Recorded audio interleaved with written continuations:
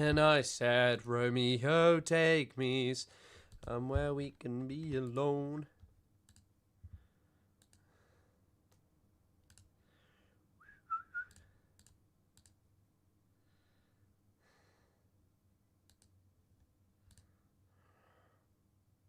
I said, hello. Wow, John Incompoop. Sorry, I've been beefing some guy on my comments. He commented, damn, Hamas goal was not to kill maximum amount of Jews, Chris. Are you actually R-worded, dude? Let me guess, you have not watched one goddamn video of the Hamas leaders, have you? You are enemy of the Palestinian people. You're an enemy of the Iranian people. You are an enemy of liberty, an enemy of freedom, an enemy of justice, of human rights, of source material, of nuance, of prosperity, of peace and democracy. Peace and decency, excuse me. Your hypocrisy as you accuse others of choosing their battles while you do exactly that is just brilliant. I can't put the message in, it's too long. Also, hello everyone. Is everything okay? Can you see me? Hi. Why does the stream feel really like there's no one here right now? Is it just slow? I can't even tweet that I'm live. Twitter's fucked. We have got a bit of an issue with the stream, which is Twitter's down. Yeah, Friday Chris. And unfortunately, you kind of realize how much I use Twitter for the stream when, I prep with it up. Milk Mania. Yeah, there's Milk Mania. We see you, we hear you. Great, good news. Fuck me. Sorry, 1 second.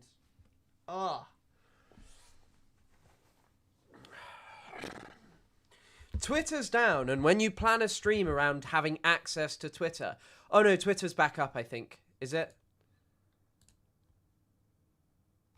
Come on. Yes, Twitter's back up. Huge news. Okay.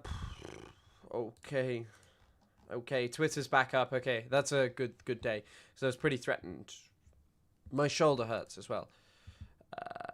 It's literally Twitter has just come back. Okay, what do we need to search? We're gonna do the Wordle. Also, should I do the Wordle later on in the stream, or should I do it at the start? Because people seemingly do it like later on. Stream saved. Yeah, I mean, it's just annoying because like, how else would I? The only way I can talk about anything is if I check what people are saying on Twitter first. No, I'm joking. It's more because I save videos from there. Why does the chat feel so slow today? I don't know. I guess it's just started. But hi everyone who's here. Good to see you. I'm indeed looking forward to the weekend. I'm going to go see 28 Days Later, the Bone Temple later. Since we are Charlie Kirk, does that mean we're all time travelers? Maybe. I'm gonna put fried. Yeah, I mean, I don't think it's that mediocre because normally at the start it just feels quicker. But who cares? I'm sure it'll pick up. Rused? No, ruses? Roses? Rosie. Oh, Rosette? It's not how you feel like how you spell Rosette. It is utterly ridiculous. What is the spooky, scary socialist channel? What are you talking about? I mean, someone has mentioned this in the chat, but what is this? Thanks for the $2, Nox. Spooky, scary socialists. Spooky, scary socialists. Was it a Reddit or something? Oh, shit. No. I know what you mean. Isaac said he was talking about this guy getting his channel terminated. But his second channel was removed. His main channel wasn't. Wasn't it for like something, I'd forgotten about this. Isaac was messaging me and telling me, Chris, you got to be careful on your subversive and like meaningful takes. Channel. Why was his channel removed? All my YouTube channels might be permanently removed. The appeal for my second channel's removal was rejected in less than 30 minutes, despite contextualizing all context about the Palestinian resistance was in an educational context. The main channel will be terminated as well. Fuck. That's terrible. Was introduced. What was so subversive about his video? I don't follow Spooky Scary Socialist. I need to follow him back.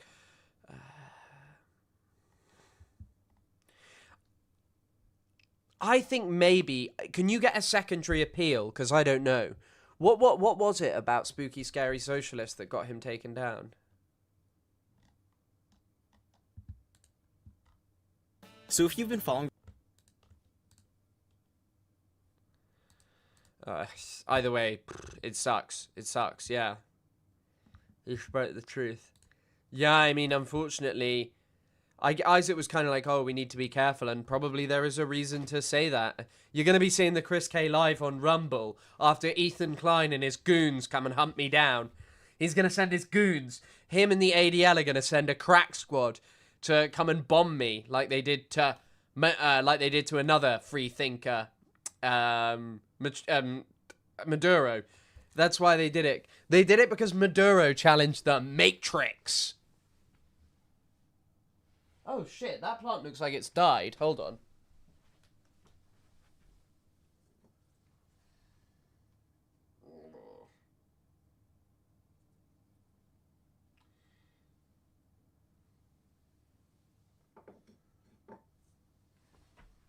Okay, maybe it hasn't died, but it doesn't look good.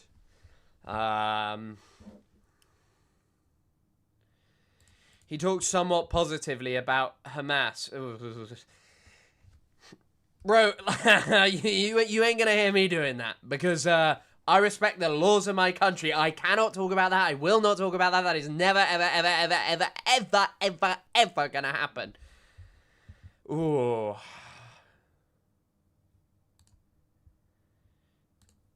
But yeah, I mean, one day maybe I'm gonna have to move over to Twitch, but I'll probably not be allowed on there. And then, God,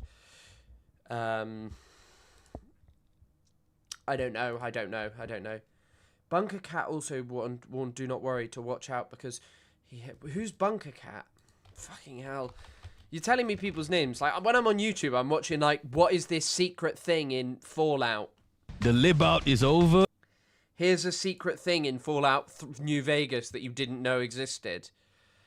So, yeah.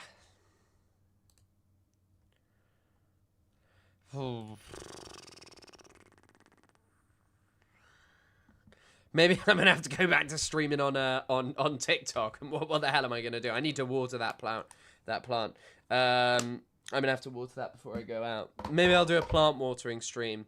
Anyway, still, I need to get on with my work. Sorry, guys, I need to work here. This is my research stream. I'm learning a new word. Machining respawn clips. Oh, nice. No, it's not top 10 New Vegas smoke spots. It's more like, did you know that there's a Cup Fallout Legion location in New Vegas? I played New Vegas once, many years ago. Yeah. I think it's more... You aren't going... I don't know. I don't know. We'll see. Sorry for bringing out the names. No, don't apologise. Don't apologise at all. It's good you shout out names. Twitch is a cesspit. Well, I don't know what I'm going to stream on. Maybe we're going to have to go, like, full-on, just, like, previous speaker. Maybe I'm going to have to go full-on Ayatollah Khomeini whilst in exile and send you all video clips that you can then... like DVDs that you can then distribute. Maybe even cassettes that you can distribute that are me speaking negatively about the King of England. And I'm like, he is a wicked, oppressant tyrant. He has become Yazid. So I might get up to that. What's that word? What's that word to mean, like... Oh, God. The word to mean, like, inciter of trouble in Arabic. Someone may know it. I'll say if you put it in chat. If you speak the Arab.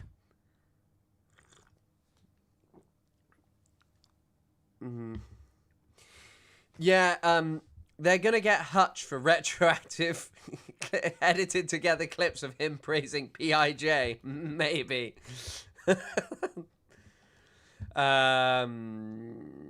No, haram. It's not haram. Haram just means forbidden. I wish YouTube had. Yeah, let me learn. Someone will know it. It's like an Arabic word that means like troublemaker or like sower of discontent or discord. I don't know. Okay.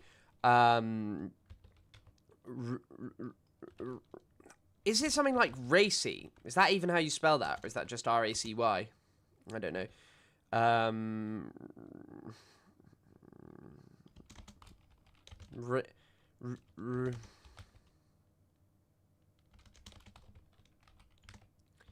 I can't think of what the spell will be. I think it's a vowel there, then it's a E here, so it's probably like...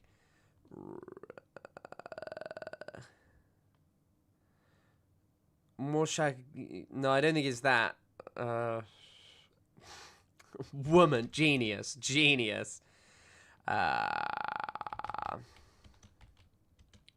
Rager. No. Oh, maybe you are right. Let's go for that. Oh my gosh. That's not how you spell raider. Railer. Oh, great guess. Rabba, Rana, Raina, Rama, Racer. Can it only be racer? Yeah. What's up, gamers? It almost had to be a fucking gaming stream today if what's it called was down. The Raider of Ramallah. Yeah. I had to spell it wrong. Is this a slight at Hila Klein?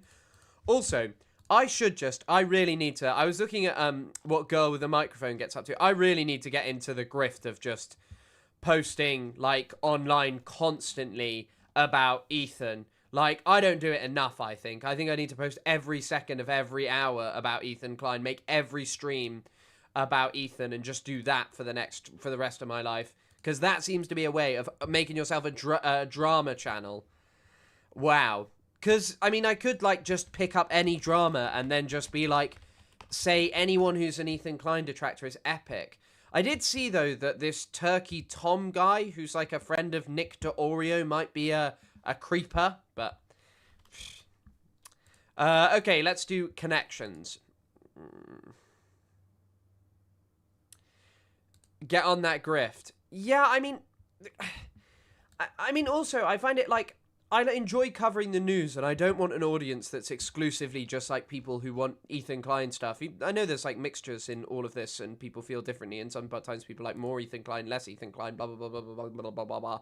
But, I don't know. I'm not doing that. Yes. The God tier content mill is so movie reviews.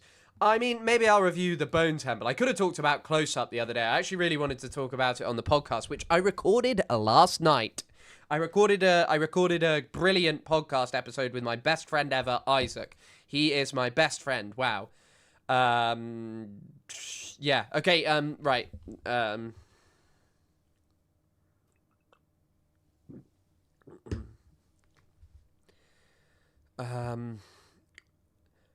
Bermuda, Bahama, come on, pretty mama, Key Largo. I don't know. Chat's frozen.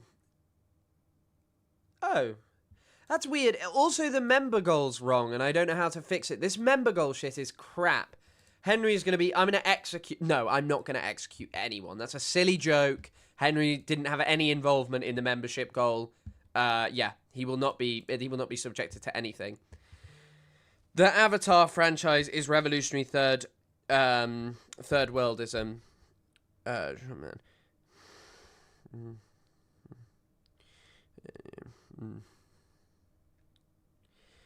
Last week. Sorry, Isaac is bothering me because there's going to be a podcast about...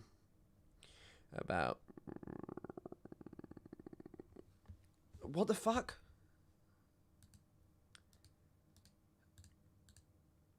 Sorry, you couldn't see that. You were covering the lowest panels again. Yeah, and you're upsetting me, Lemon Mint Cat. I'm trying my best to work in a world of hardship for me. No, I'm joking. Now I'm all small and I don't like it. And I knocked the camera because I spilled water earlier. I left the leftovers sub and deleted my Reddit account because hate watching Ethan's downfall was bad for me. I think associating with people that like that just brings you down, whether you like them or not.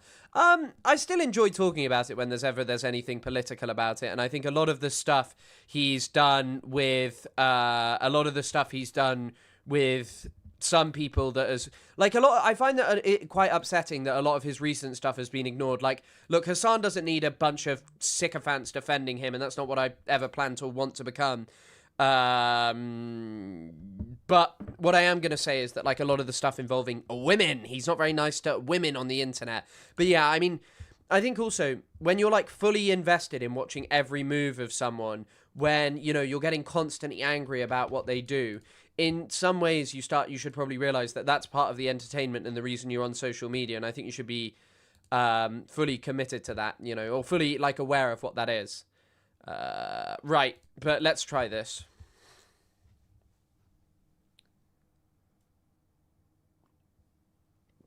Oh, fedora, pork pie. Then it's another kind of hat. What's another kind of hat?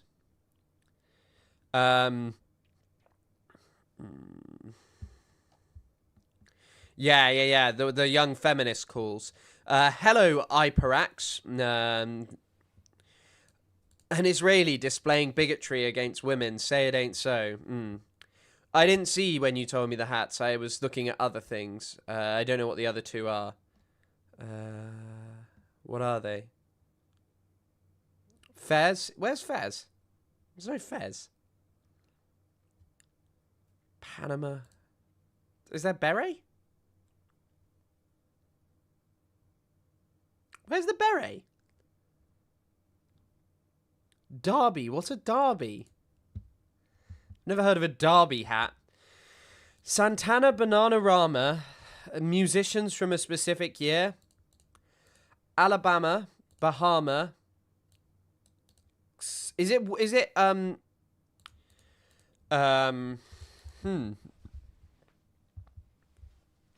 Derby with an E. Yeah, Derby. Derby. That's how we say. We say Derby like that in the UK. You say Derby like that in the UK. You don't say Derby. Like, yeah, people say Derby in the UK. There's a place called Derby in the UK. It's like somewhere in England, somewhere rubbish probably. Like, I know Santana's a musician. Story piano. Grand Slam, Grand Piano, Grand Canyon, and Grand... It's Grand something. Grand Story, Grand Bath, Grand Alabama, Grand Brushing, Grand Kansas. What is this? What's the Grand? Does anyone know what the final Grand is? Because that's what it is. Grand Slam. Oh, fuck. Grand Story? Oh, fuck. Livestream Fails also lost their strongest warrior because they promoted a show that Twitch streamer Extra Emily promoted called Million Something that seemed a scam. Thanks for the $5, Nox. Jesus Christ. Yeah, I saw that. I saw the video of the guy where he was like, Reddit mods need to be treated like celebrities. Okay, bro. And influencers.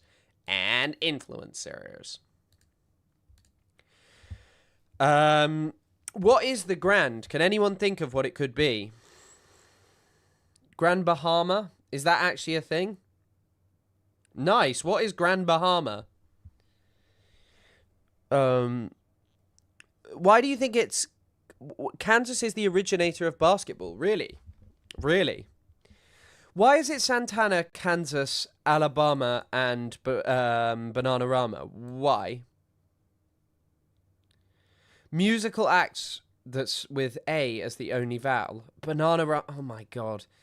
A bath story, brushing, pajamas. Oh, bedtime routine for kids. Jesus Christ. Jesus Christ.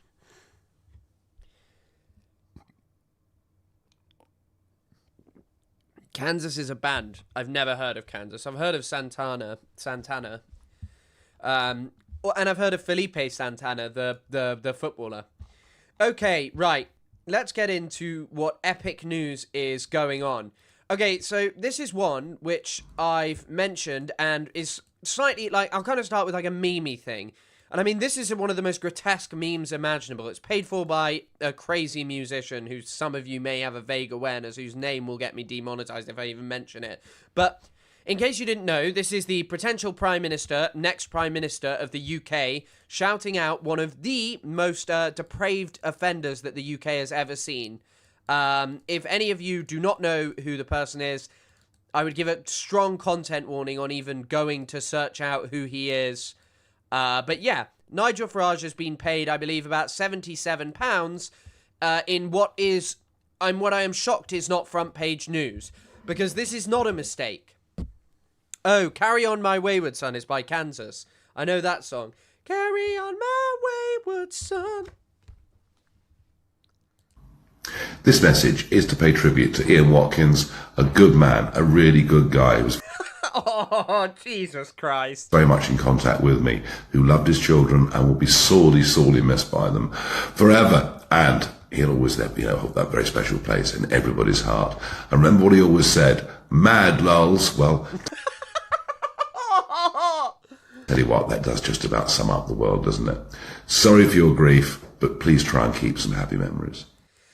So, I cannot believe this, because if you don't know who Ian Watkins is, Ian Watkins is, he was the singer of a band called The Lost Prophets. This is his Wikipedia. As you can see, he is a convicted CSA man. His crimes are, even amongst people who engage in that, his crimes and the court transcripts are truly some of the most unbelievable things that you can imagine. Like, really, really, really awful. Nigel Farage has, as you heard, shouted him out and said he was great with kids. He was recently stabbed to death in prison. This message is to pay tribute to Ian Watkins, a good man, a really good guy who was very much in contact with me. I can't believe that someone paid him to say he was very, very much in contact with me and that he repeated this. Because the reason that I find this story interesting, actually, is much less than the cameo being so ridiculously grotesque. It is actually that wasn't Ian Watkins a convicted predator of the highest magnitude? His offences involved babies and toddlers.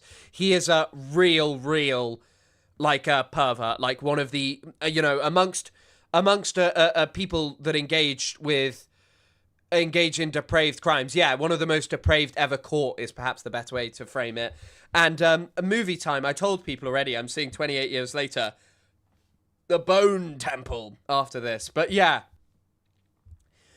I think this is a story of the most unbelievable grift that you can imagine. The highest level of grift that you will ever see expressed by a politician. Because Nigel Farage is making Nigel Farage salary. Nigel Farage's salary is unbelievable.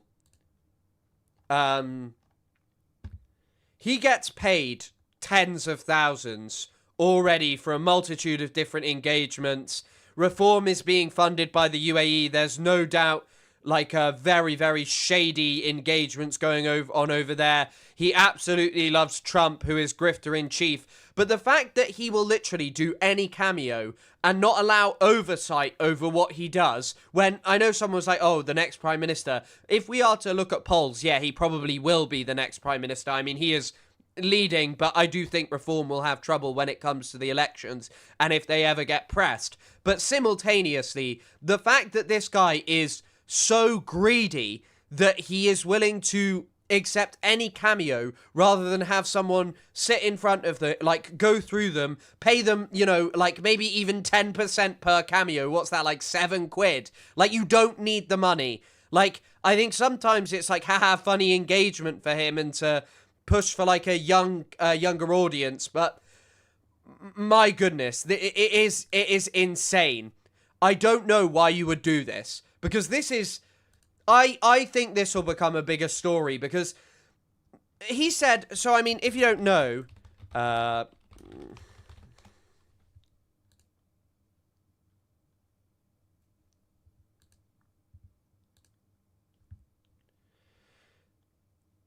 in Dublin a question.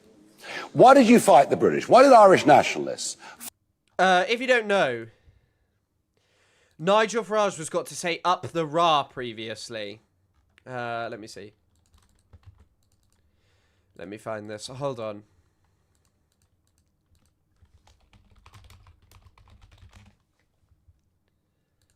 Why didn't you ask yourselves in Dublin a question? Why did you fight the British? Why did Irish nationalists fight the British for 500 years? 800. 500 often very bloody, difficult years until the 1920s. What was the point of it if you're now governed by European commissioners? I think people will That's be a debate. entertained, Perhaps, Nigel, to hear you and that talking may be too about inconvenient this. for all of you in Dublin. Oh, I'm Look, sure. Yes, of course. I know that you apologised for the birthday greeting which you delivered in the last couple of days, but I want people to see just how much you know about the history and culture on this island.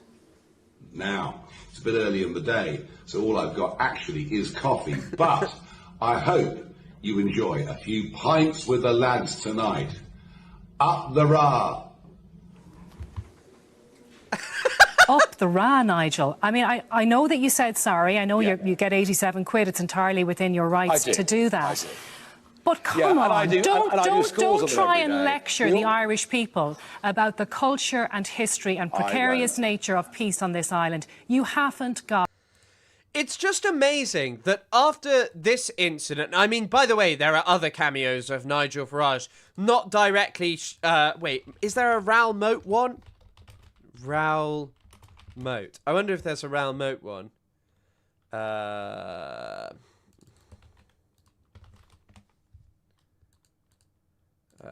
Cameo.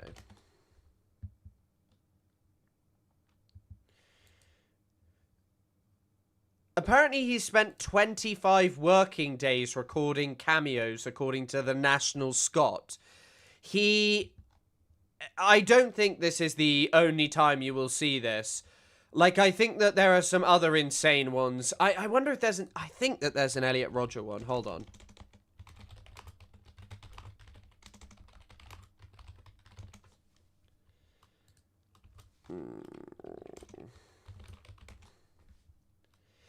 Okay, well, the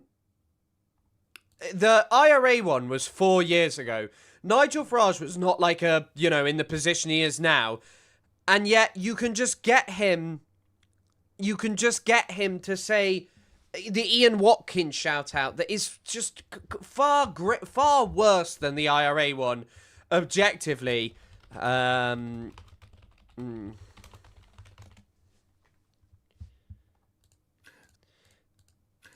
This is this is a one that's slightly less offensive as well. Sigma on the wall, who's the speediest of them all. It's you, yes, it's you, Top Sigma Andrew. I'm wishing you a very happy Skibbity Chungus birthday, and thank you for voting Reform, backing Brexit and being a major support. Okay, there's a whole compilation here. Message here from Elliot to the author of my favourite novel, Alex Sam, wishing you a POG recovery after the Chungus imposter sabotaged O2.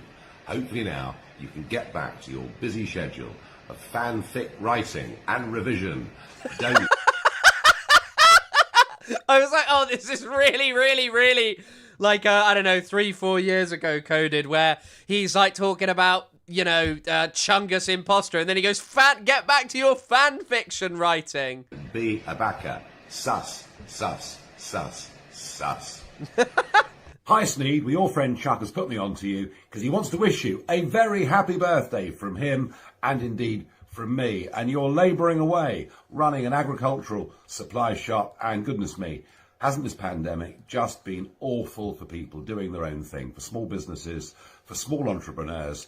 It's been a massive, wonderful time for Amazon and all the big guys, and for everybody else, it's been really, really hard and really tough. And I'm not even sure this so-called Conservative government actually understands that or gets it anymore. So much is it in the pockets of big business and big banks. Just look at what David Cameron has been up to. So Sneed, battle away. The vaccine rollout's a great success. Good days are just around the corner. You know, they're now like, they have loads of vaccine skeptics, but back then he was just like, no, I like it. For this country, I hope too for your business, and please have a great birthday. Happy birthday. I am sorry, can someone explain what he said about Ireland? Is it so he said up the Ra, which is up the Irish Republican Army, like saying up the Ra is saying like it's like a slogan of the IRA. And for someone who's in British politics, saying up the Ra is like totally unacceptable. The IRA were responsible for a multitude of different bombings which killed British politicians, and so obviously within the circles of British politics it's very, very unacceptable, and particularly to any unionists or people who would say, oh, I was affected by the IRA kind of doing whatever. But amongst like younger people, you know, not so much. I mean, Kneecap regularly say up the Ra, and I don't know if the IRA is a prescribed group anymore, but it was ultimately like an organisation pushing for the unification of Ireland. birthday, Hugh Janus. I've heard you're a massive fan of Shez Wheely and her battle against Cal the Dragon.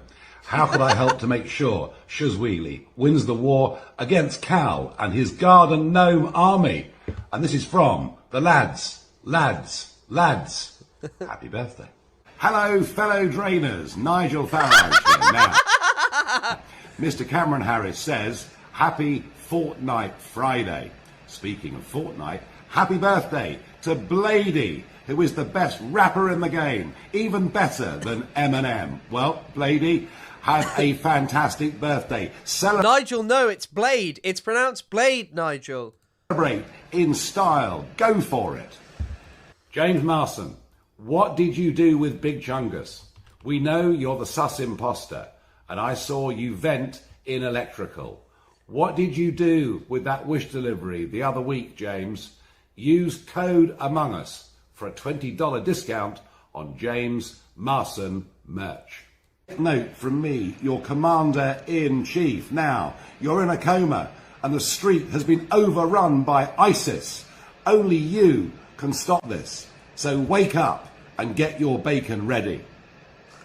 Gabecoin has launched an attack against sus Doge imposter. Emergency meeting vote. Eject Doge. I repeat, eject Doge. Amogus. It's also crazy that he's so obviously just in constantly different places and never in one place, like constantly around lobbying. Amogus. Ground control to Major Gabe. Prepare to overthrow the bogus Doge. Gabe. Ape for Gabe. Attention, all sussy gamers. Tuesday is dropping a Dutty track, and I've got to tell you, it's going to be better than Brexit. Make sure to stream it all to your crewmates so we can find out who the imposter is.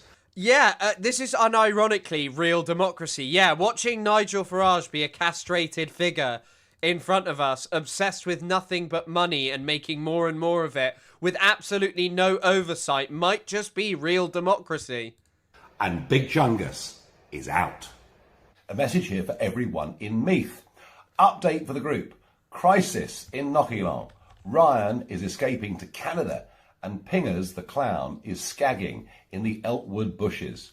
Everyone, quick, grab your poppers and head to Meath for a I don't think any of you know what he's saying here, but Pingers refers to ecstasy. He's also talking about poppers as in the stuff that's normally used to engage in homosexual activities. But just insane stuff going on here. Meath is, I don't even know where Meath is. Massive sesh. And this comes with love from Ryan. And welcome to the Pleasure Dome. He liked that one.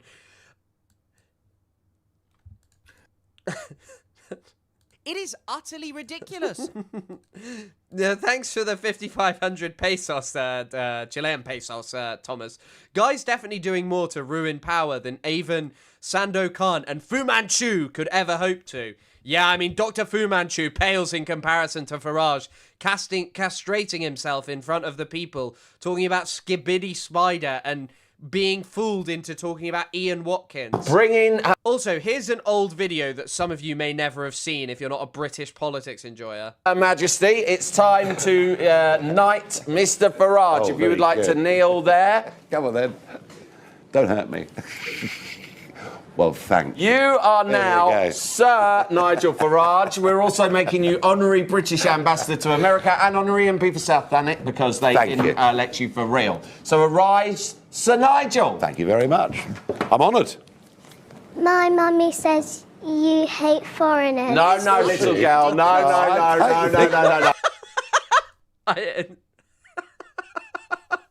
Right. You're not supposed to say that. That's very naughty. That's it, everyone. Queen has to be non-political. Nigel Farage has been knighted. That's the end of the show. He sounds terrible here. He sounds like such a heavy smoker. Also, why is this on Russia Today? Like, it's not like just being plastered over it. Why is it on Russia Today? I really don't know why it would be on there. I don't know. And on the topic of flexing, not today. I'm wearing a different shirt. Also, did the donation thing not just go off? This is utterly ridiculous. I'm still waiting for him to say peng. Thanks, Thomas. I'm hoping he will too, but I'm sure that he won't. Yeah, I don't know why it was on. And who's Sam Delaney? Sam Delaney's news thing. I'm gonna look into him. Sam Delaney. Let's do a little bit of research. I don't know who this guy is. He's a journalist and he's author. One half of Top Flight Time. Oh, he's like a darts guy. Darts is cool, by the way. I like darts, so that's my new interest. Okay, the only other funny thing going on with Nigel Farage, or it's kind of funny, is like, Nigel Farage has had one of the most prominent Tory politicians in the UK defect to him, which is this guy, Robert Jenrick. Robert Jenrick is someone I find particularly repugnant in British politics. He's now defected from Conservatives to the Reform Party, but he was constantly talking shit about Nigel Farage and the Reform Party. But quickly to preface this, Robert Jenrick is an extremist racist. He was caught messaging an account on Twitter called Inevitable West that called for, that he said he's a great admirer of their tweets, and the account called for mosques to be raided and the Quran to be banned after recent attacks in Germany. But let's listen to the story. I think Nigel is the bloke that you want to have running your kids' schools, or running your local hospital, or as the public finances continue to collapse under Rachel Reeves, trust your savings, your pension, your small business too. I have some time for Nigel. He and I agree on many issues, but I don't think he's a serious politician. I don't think he's got the answers to the problems that our country is facing. Yeah, I mean, Jenrick is a particularly horrifying individual, and also someone who used Monjaro, as in Ozempic's UK brand, I think, or something to do with Ozempic. Ozempic.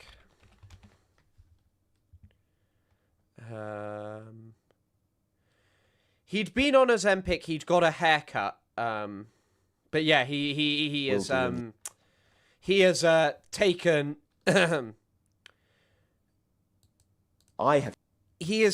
took Ozempic. I don't know what he looked like before. Hold on. It is utterly ridiculous. Okay, it is working. Alan Moore's portrayal of British fascism had more dignity than the reality. Well, British fascism is just Nigel Farage being surrounded by people who are way more racist than him, and him himself not actually saying and doing that much racist. He did release a video of him crying because he'd been to a protest about Iran, but I don't know who Alan Moore is. Which is his V for Vendetta. Oh, of course, yeah. Which is a pretty good film, but as I've noted, pretty pro. There's the scene where he's like blowing up a building. But thanks, Thomas. Thanks for the donation.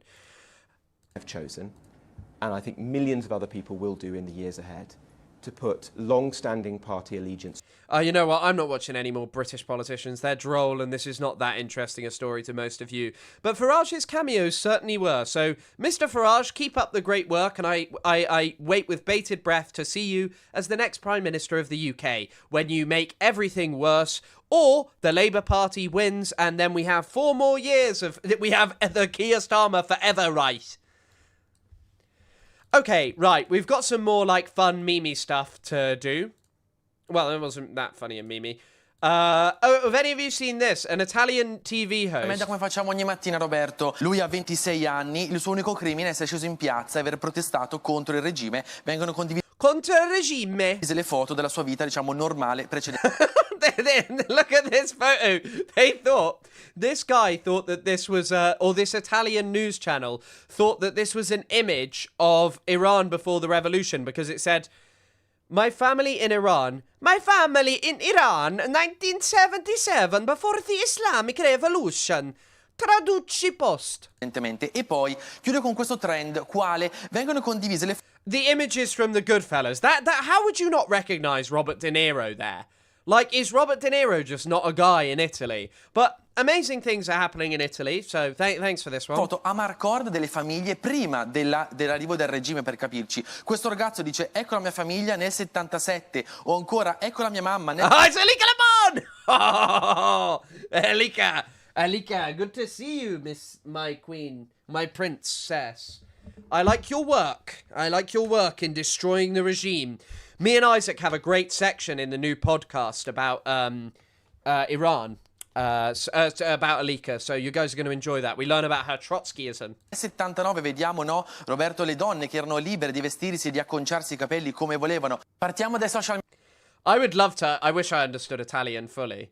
Complimenti ad Agora, c'è spazio questa trollata. Ciao, un immigrante del film Chi bravi ragazzi. Per foto di un giovane iraniano che ha protestato in piazza e ci è prossimo alla condanna capitale. Compliments to Agora, which is peddling this troll that is an image from the Goodfellas film. The film Goodfellas, as a photo of a young Iranian who has protested in the square and who is close to a capital sentence. Wait, what? A photo of a young Iranian who has Oh, wait. Yeah. We're just peddling this troll that's an image from the Goodfellas as a photo of a young Iranian who is... Oh my god, no! Wait, are they saying that it's a photo of... Oh, okay, no, wait.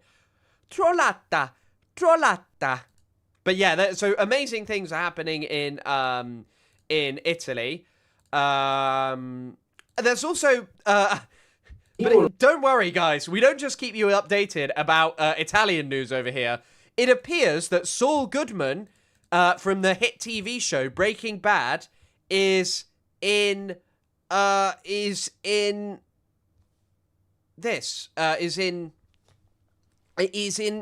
for some reason in the Arab world. I don't know. Something. So you can do this, but I don't think I can do this. I was just sort of saying things in a vague accent. I don't think it's true. عندك نقص في الشخصية ضعيف مريض ما تجيبش مرضك ونقصك. What the I hate this picture behind him moving. الناس حاول. Oh, it's because he's put Saul's face on his own, which is why it's also accidentally animated the picture behind him. تكبر نفسك بأخلاقك بطيبتك بطبيعتك مش تحاول Saul moved on from the Cinnabon to move over here. طلع النقص اللي عندك والمرض اللي عندك تبلي بيه الناس وقول للناس الحقيقة والواقع. اوعى تفكر ان اللي بيسعى للخير دايما خسران، اللي بيسعى للخير دايما كسبان. اللي في الخير هيفضل برضه في الخير. فانت حاسس بنقص من ناحية حد، قول للناس الحقيقة والصراحة، مش تتعب نفسك وتتعب الناس عشان هتدنك زي ما انت حاسس بالنقص من ناحية اي حد بيعمل خير. اللي بيعمل لله هي لله عبدين والمحامين. Amazing things are happening over there. Is AI out of control? But yeah. And then I put this in the title because it is just gold. This is gold. So Candace Owens now believes that Charlie Kirk is a time traveler. I honestly think, though, this Charlie Kirk stuff, I have never seen a larger amount of effort put in to distract people from things that are important, because the Charlie Kirk stuff, like, no one's interested. So much shit has happened in the last few weeks that, you know, people aren't just, like, looking into Charlie Kirk anymore and finding out whether he was killed by the French Foreign Legion or Israel or whoever. And now she has decided that Charlie Kirk may well have been a time traveler. He said, as I showed you in earlier messages, that he was a time traveler and he had to find me. Is that just something people are saying to their homies in text messages? And again, not anything that I would have placed so much emphasis on back when he was saying it, but it came to fruition. The other parts, he did die young. Why did he think that him dying young was necessary in order to change things? He did die young. It is related to Turning Point USA. In some way or another, at the very least, we can all agree it's related to him speaking at a campus event for Turning Point USA. I'm totally occupied by this. I tell you, I read these messages and I'm going, what is this? What is reality, actually? And Charlie died. Yes, like I said, it was related to this organization. And I think we would all agree that his death and the manner that they did it changed the world in ways that I don't think we can fully realize, or certainly not in a way that I... By the way, an interesting thing about all of this is that people were kind of making out that Charlie Kirk was very important. I was just reading an old article. The other funny thing is that perhaps the most important thing about... the most important conservative pundit is probably going to be Tucker Carlson, because he had influence over what Trump did and didn't do. Like, I think in the case of Latin America and South America and Central America, I think Carlson's a bit of a hawk, but I don't know. I don't actually know fully what his policies are towards that. I mean, he was at the oil meeting the other day, so one would assume he's a bit of a hawk, but he's always been very anti-anything involved with Iran. Some people, so on the TrueAnon podcast, they kind of did appreciate something with Charlie Kirk that I thought was interesting, in the sense that they were talking about how Charlie Kirk was someone who could offer a lot of political clout and online support if he backed you, if he liked you. Turning Point USA was a very popular thing and could obviously push people, young people specifically, towards voting like some Republican guy, and so some people owed their positions to him. However, simultaneously, you know, I think Tucker Carlson, as someone who has Trump's actual ear, is more important. Can articulate. You just cannot pretend that all of this is ridiculous.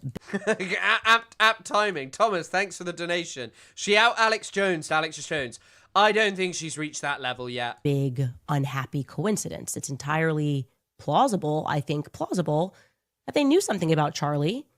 And that's why they had him marked and had him monitored and had him likely followed since he was young. And maybe they thought, like the agents think, that if they swarmed him and they stayed with him and they pretended to be his friend, that ultimately they could control Charlie and perhaps change an outcome. They could literally change an outcome related to Charlie. So I'm starting to believe this. So when for the first time in his life, because I do believe he was managed, I mean, I've already said I was handled. I didn't recognize that I had agents. And for the first time in his life, Charlie peeks his head up and starts to push back in a meaningful way. They couldn't stop him from becoming bigger. That seemed to be inevitable. But they panicked. They seem to have panicked, right? I mean, this is just starting to happen within a year, when Charlie's going like, hey, man, I don't actually think this. I don't actually believe this. And then he goes, you know what? Take the money. Take the money out of the organization. And they panicked. They freaked out. What would be the point in bugging Charlie Kirk? Because Charlie Kirk was always... Charlie Kirk was someone who was always live and always very public about his location. Like, he moved around a lot. What, did they just bug, like, everything and anyone he was around? Was he a bug? And their solution was, no, just kill him. Just kill him. Yeah, I mean... Yeah, I think that probably was the only solution, to just kill Charlie Kirk. Apparently, he had special powers, she's also said. May have been marked since he was a child. We've discussed these GATE programs that they have in school. And I just think, on the basis of what he told me, that when he was really young, they wanted to drug him, but his mother said no, and he was really grateful for that. And instead, they decided that they could send him to this X-Men school. That's the best way I can describe it. I would certainly, by the I thought so. Oh, my God. Oh, Jesus Christ. He went to an X-Men school. way, for you internet sleuths, I'd like to find out which school Charlie had to attend. So he was pulled out of the regular school he was attending, and he had to go to some special school for the gifted, like he was an X-Man.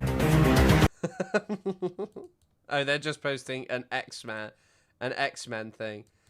Okay, I mean, amazing things are happening with Candace and Charlie Kirk. He may well be a time traveler.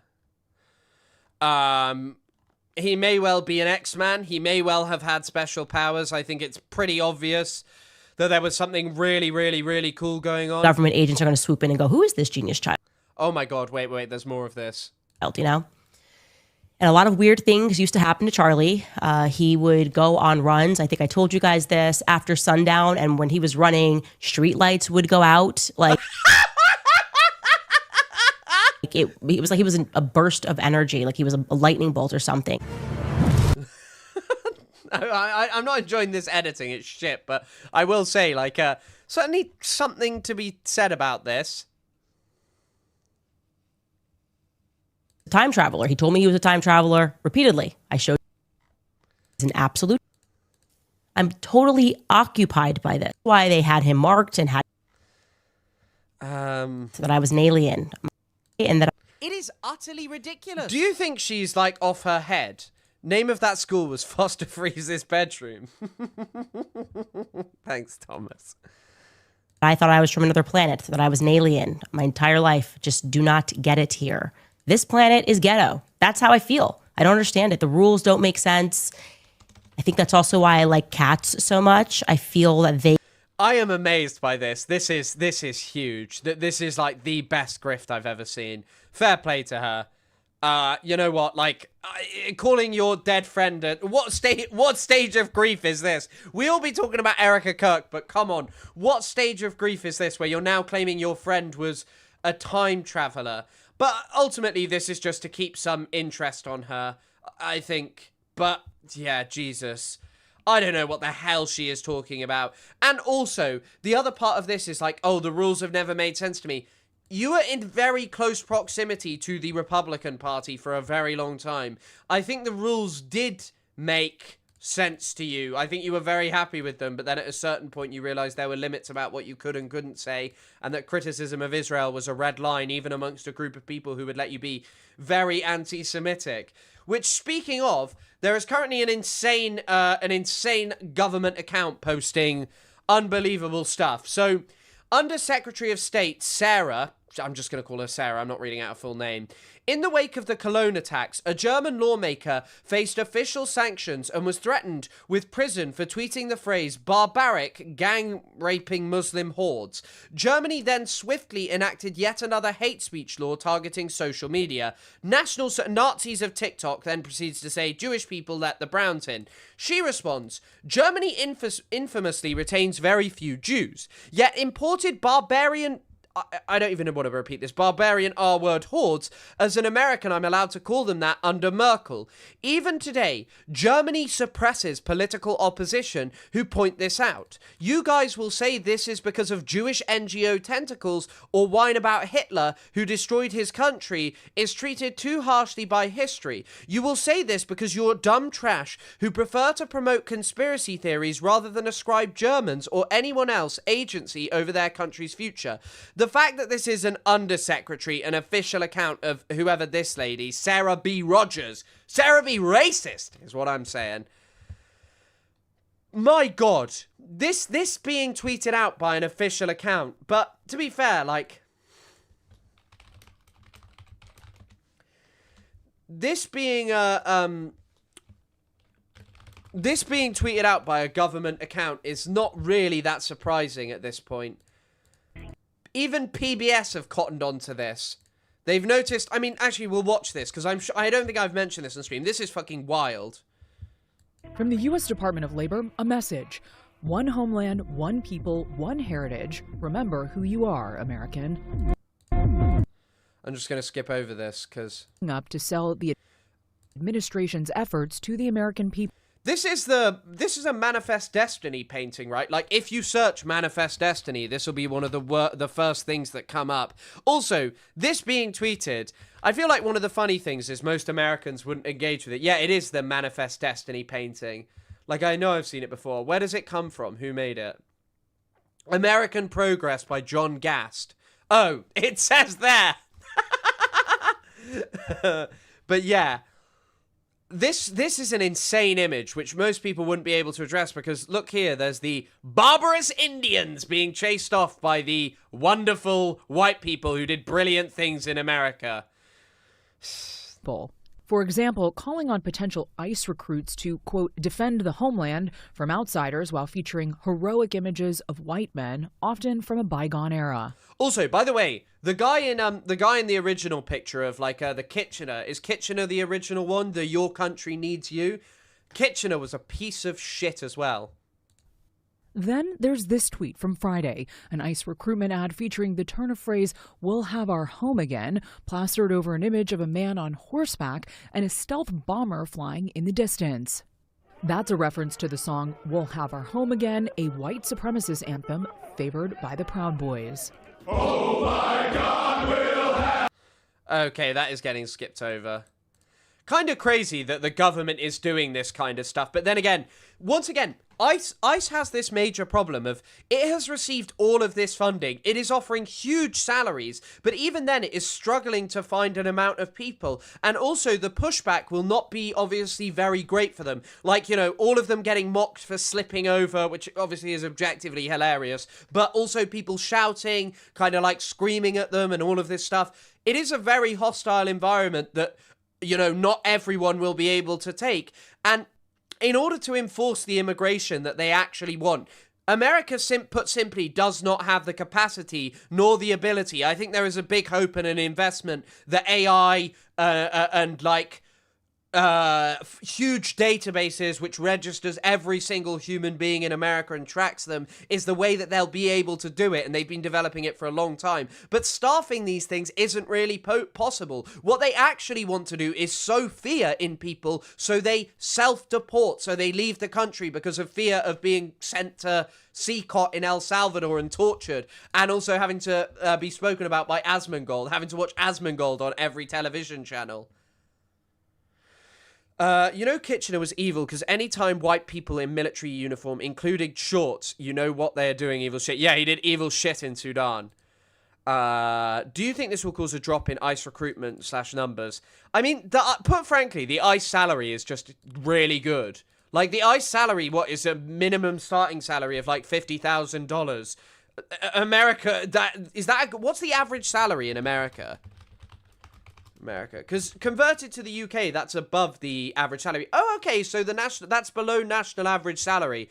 I thought that was better. $50,000 to pounds. I mean, that's above the UK average, so that's about 37 grand, which is above the UK average for going around and harassing minorities, which is certainly very appealing to white nationalists. But yeah, I think that I think a lot of this like war epic propaganda around like, we went in and did this epic military in Venezuela, look how strong and muscular the military is trying to appeal to like kind of white nationalists to do this job, you know, that's who they want to do it.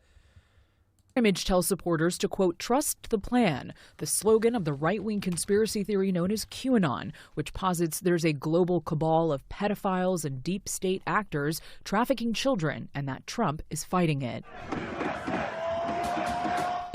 It's also kind of crazy that there's no age limit. It is utterly ridiculous. There's an op-ed by a journalist about recruiting. Is there? Who's the journalist? Drop that in the Discord and I'll have a read of it. Due to its ties to the British colonialist thought. I mean, yeah, all of this is like, it's really fucking funny when all of these people are like, I can't believe ICE. And it's like, hey man, you guys have no problem when your soldiers go around and mass kill huge amounts of people. You regularly vote for them and kind of say, oh, they have a right to continually be elected. A movement heavily involved in the insurrection on January 6, 2021. But thanks for the $2, Knox. Last week, the Trump administration published a new website rewriting that history to blame Democrats for security failures that day and to justify the president's pardoning of more than 1,500 defendants. Weighing in on another era, last week President Trump also sat for a lengthy interview with the New York Times. He was asked about the civil rights movement and told reporters that while the landmark legislation did some good things, he said, quote, it also hurt a lot of people that deserve to go to a college or deserve to get a job were unable to get a job. So it was a reverse discrimination. I never knew that black people had actually benefited massively and everything was perfect, and that actually white people are the real victims of American society. That makes a lot of sense, I guess. Yeah, I should have considered that. I mean, I've just seen that. Yeah, that is a sad fact that most teachers make less than this. But, you know, being an ICE agent is a really, really hard job, and I think some of us need to recognize that. Because, like, look at what ICE agents are up to. They ate at a small-town Mexican restaurant, and then they arrested the workers, you know? These are really nice guys, really brilliant people. Federal agents detained 3 workers from a family-owned Mexican restaurant in Wilmar yesterday, hours after 4 agents had lunch there. This is a really tough job, just going around arresting random people. I mean, we watched that video when I was in Canada of that, hick ICE agent who was arrested drink driving with his kids and was such an entitled, a guy that he thought he had the right to ask the immigration status of the police officer who, the immigration officer who, the police officer arrested him.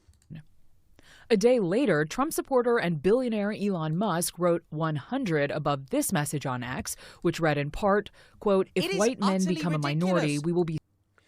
Laura Jadid. Thanks, Knox. Thanks for the $2. Jadid. Laura Jadid, ICE recruiting. There's a video of her. We might actually watch this after. Unable to load video. Brilliant. Thanks for fucking CNN. CNN, corrupt news network. Oh, fuck off, and now it's not playing. Okay, we'll try and get that to play. But anyway, yeah, cool. Thanks for letting me know. There is so much violence in detention centers. It's actually very disturbing. I mean, yeah, also American prison just being Jesus Christ, American prison is a horrifying thing. If white men become a minority, we will be slaughtered. Remember, if non-whites openly hate white men, while white men hold a collective majority, then they will be 1,000 times more hostile and cruel when they are a majority over whites. The fact that Elon Musk is just doing this kind of shit, that he's allowed to, tweet this kind of stuff out, and is recognized as some normal character who is... it is utterly ridiculous. Is recognized as some normal, awesome character is... Just amazing. And it's kind of crazy that you're allowed to kind of worship him in UK politics. There are loads of people who worship him in UK politics because their entire careers are basically owed to him. Slaughtered. White solidarity is the only way to survive. It's a bum deal though, no free meth. Oh, what if you join ICE? Yeah, no, you got to buy it yourself. It's hard. You got to go out and find it. That's known as the Great Replacement Theory, popular in white nationalist circles that falsely claims the white population is being intentionally replaced by non-whites. For the PBS NewsHour, I'm Liz Landers. Yeah, kind of crazy that they've just been posting this kind of stuff. That white nationalist memes are just everywhere. So here's someone else talking about it. But thanks for the 2,200, by the way, Thomas. It was sarcasm, I agree with you. Thanks to whoever brought up the SSS. I downloaded all his primary channel videos, just in case. Well, I mean, he's saying that he will be everything will be deleted, because you can't own multiple if you're banned out. We'll have our home again. In October, DHS posted, the enemies are at the gates. Vier Reichsbauerntag. The Fourth Reich Building Day. Goslar.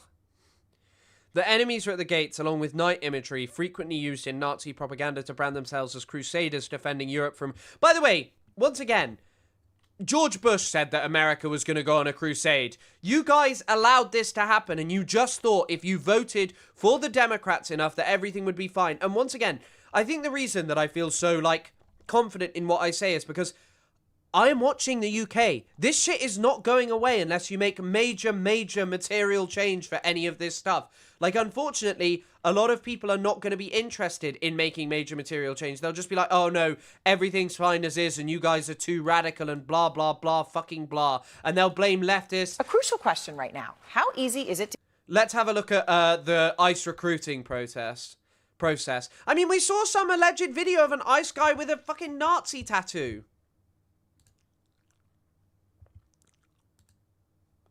to get hired as an ICE agent.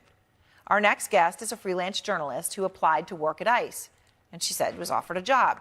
She says the job offer came to... Guys, if I don't reach the 100 members, there's only going to be one option. I'm going to have to become a revolutionary who defends the people against ICE, supporting the people's escalation against ICE by becoming a journalist who does ICE-related stuff. Nice little joke there. Despite an easily Googleable footprint of articles which she's written critical of ICE. Yeah, that is actually true. Sargon of Akkad, fair play to him. At least in the UK, he was doing this before Elon propped him up. He must be so upset, because does Elon prop him up? I don't even know. The British right-wingers are using Crusader imagery in the same way. Such babies. Yeah, also really funny, because they all make out like, oh, you know, the left is anti-Semitic and we're standing with Israel. The Crusaders went round the UK before they went away just slaughtering and killing Jewish people just because they were infidels as well. And President Trump, causing her to conclude, quote, ISIS recruitment push is so sloppy that the administration effectively has no idea who's joining the agency's ranks. And Laura Jadid is out front now. She wrote about her experience for Slate, and it is fascinating, Laura. I hope everyone watching will read your full report, but I wanted to talk about it with you. Who's Mitski? I feel like I know the name, but I don't know if I fuck with them. So you... Thanks for the $2, MKMT. Never set out to actually get a job offer from ICE, I understand. That wasn't actually the point of your report. You were trying to find out what the application process was like to join ICE's ranks. So basically, you start out by going to a job expo. What happened there? Yeah, that was the plan, was just to write about the Arlington Job Expo, which happened on August 26th and 27th. I went on the 27th. I brought a resume that was 100% true. I'm a veteran. I have deployed to Afghanistan. So at first glance, my resume looks pretty good. I went in. I handed over my resume. A woman asked me a few questions about things like my name, date of birth, military service, where I'd like to be stationed. And then that was the interview. It took about 6 minutes. I did end up talking to an ICE officer just about the job, but that was not part of the interview process. That was just to see if I wanted to do it. Yeah, and also, some of you have been pointing this out in the chat, UKIP logo. In the UK, the United Kingdom Independence Party, Nigel Farage's former party, look at the thing they've just adopted. People are like, oh, it's Knights Templar. Yeah, it's just Knights Templar, guys. Don't worry, just Knights Templar. Our logo features the Holy Lance, the Eucharist, and the cross pate to show UKIP's commitment to reinstate Christianity into the heart of our government. Yeah, okay, guys. Even if it's just that, that is being put in there because you fantasize about killing even more Middle Easterners. But my problem here, and my contention, lies with the fact of, first of all, this has exploded in part because of Gaza, right? When you have to demonize all left-wing protesters, young college students, and pretend that they are all evil, Jewish-hating, Islamist, and that there's an Islamist conspiracy propping this up, when you allowed media organizations to run rampant, when the opposition does this too, when they refuse to abandon Israel in a moment at which it is categorically unpopular to back Israel unequivocally, you foment an environment where Muslims are demonized, where the kind of propaganda against them goes on and on, unabated. And that leads to an increase in comfortability of people who talk about their desire to kill and harm Muslims. Israelis do it all the time. British politicians do it. British politicians talk about how brilliant the Israeli military are. This stuff does not happen in a vacuum. Nothing happens in a vacuum. And a major part of it derives from the way in which people across the entire world have continually been demonized and designated for slaughter. I mean, UKIP has basically been dead. Yeah, since Farage left. I mean, it lost its figurehead, but Nick Tacconi is now its figurehead. And this guy's done a Nazi salute.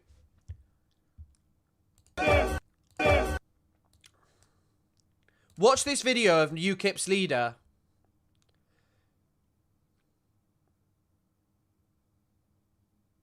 That is just a Nazi salute. Like, straight up, that is a Nazi salute by a political figure.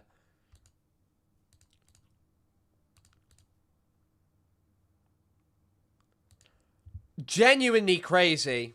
But I guess it's normalized, you know? When someone like Elon Musk can wander around without attacks, without hounding from, like, pro-Israel organizations because he boosts Israeli narratives on Twitter.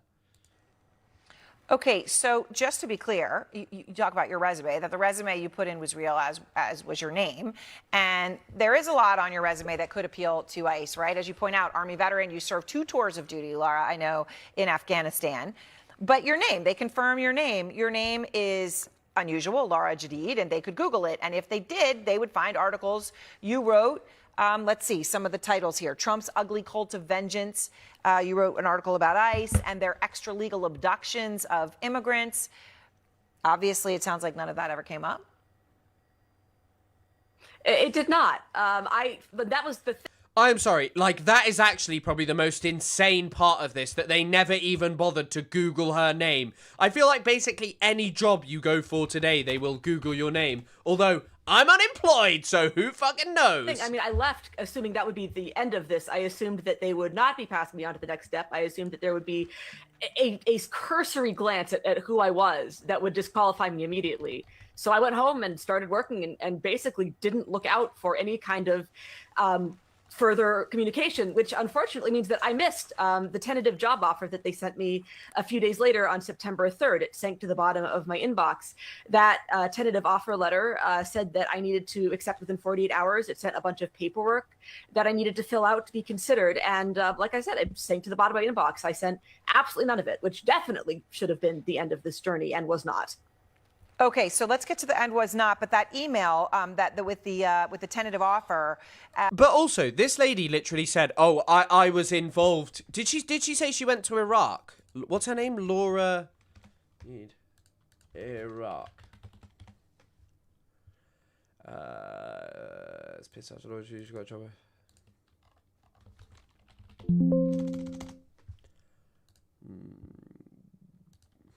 Let me just check this. Hold on. Shut up, New Republic. Okay, no, it's not showing. It came for you to be a deportation officer. It was dated 7 days after the expo. And in part, that email, which you shared with us, Laura, says, "Congratulations, you have been tentatively selected for the position below within the Department of Homeland Security, U.S. Customs and Immigration Enforcement." Okay, so I know you're saying you had no idea such a thing was going to come, and you would think that because you missed the 48-hour window to reply to this, that was the end of it, but then it wasn't the end of it? No, and this is the part where, there's been skepticism, and I understand why. I could not believe what I was seeing when it all came together. A couple weeks after this email arrived in my inbox and I missed it, I got an email telling me that the next step of my ICE hiring process required me to take a drug test, which I did, and I almost certainly failed. Cannabis is illegal in New York State. I had used it 6 days before the test. And then about 9 days after that, I logged into the hiring portal for the first time to see how my application was going and whether they'd processed that test yet. And to my shock and surprise, I found that according to this ICE hiring portal, I had a final offer. Okay, you got to be fair. You have to be fair to ICE. They are equal opportunities. They bring in people who are taking substances. So fair play. from ICE. I had apparently accepted that final offer, and my EOD date, my entry on duty date, was September 30th, 3 days before I checked it. So that would be a final job offer and a start date from ICE to be a deportation officer.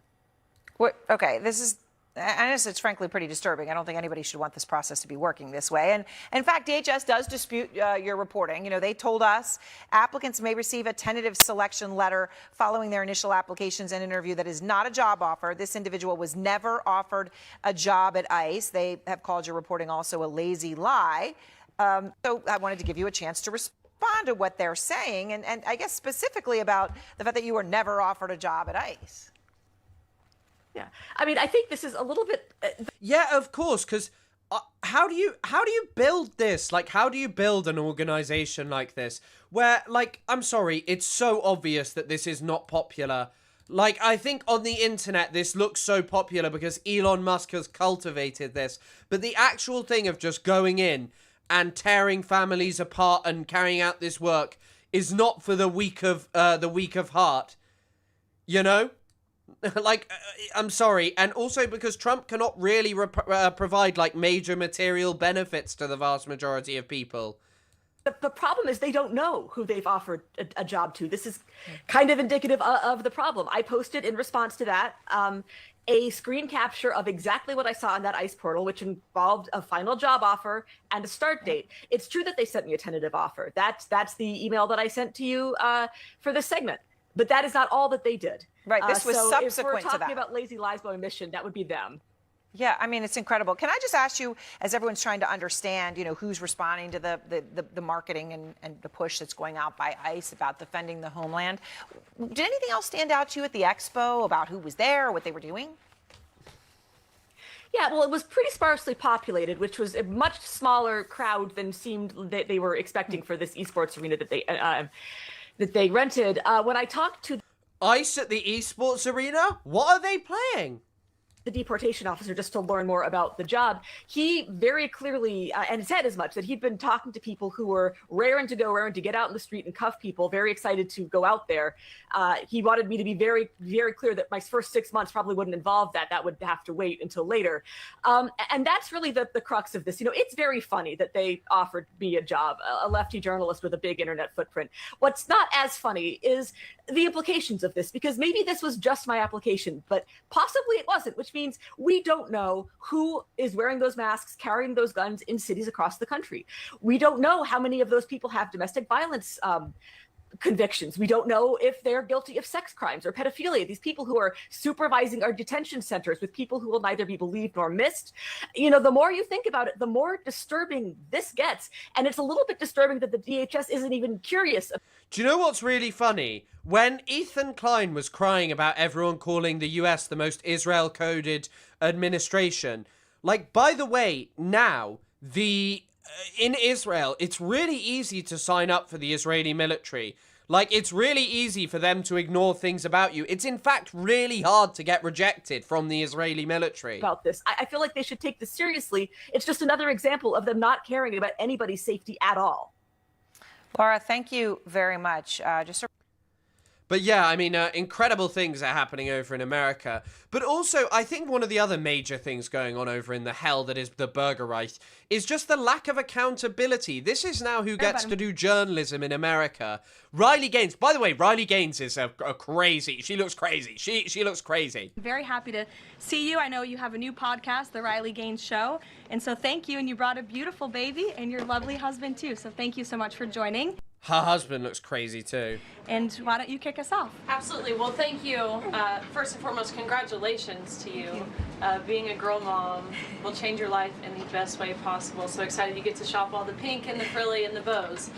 I was in Washington, D.C. earlier this week for the Supreme Court case. There were two arguments that were heard surrounding sex-based rights and if it's constitutional for Ostenox, who I think is Hassan's editor, just went, it is incredible that the requirement to be like a journalist for the White House is just, you know, coming fifth in a swim meet and being like racist and transphobic. states to pass laws that ultimately protect those rights for women.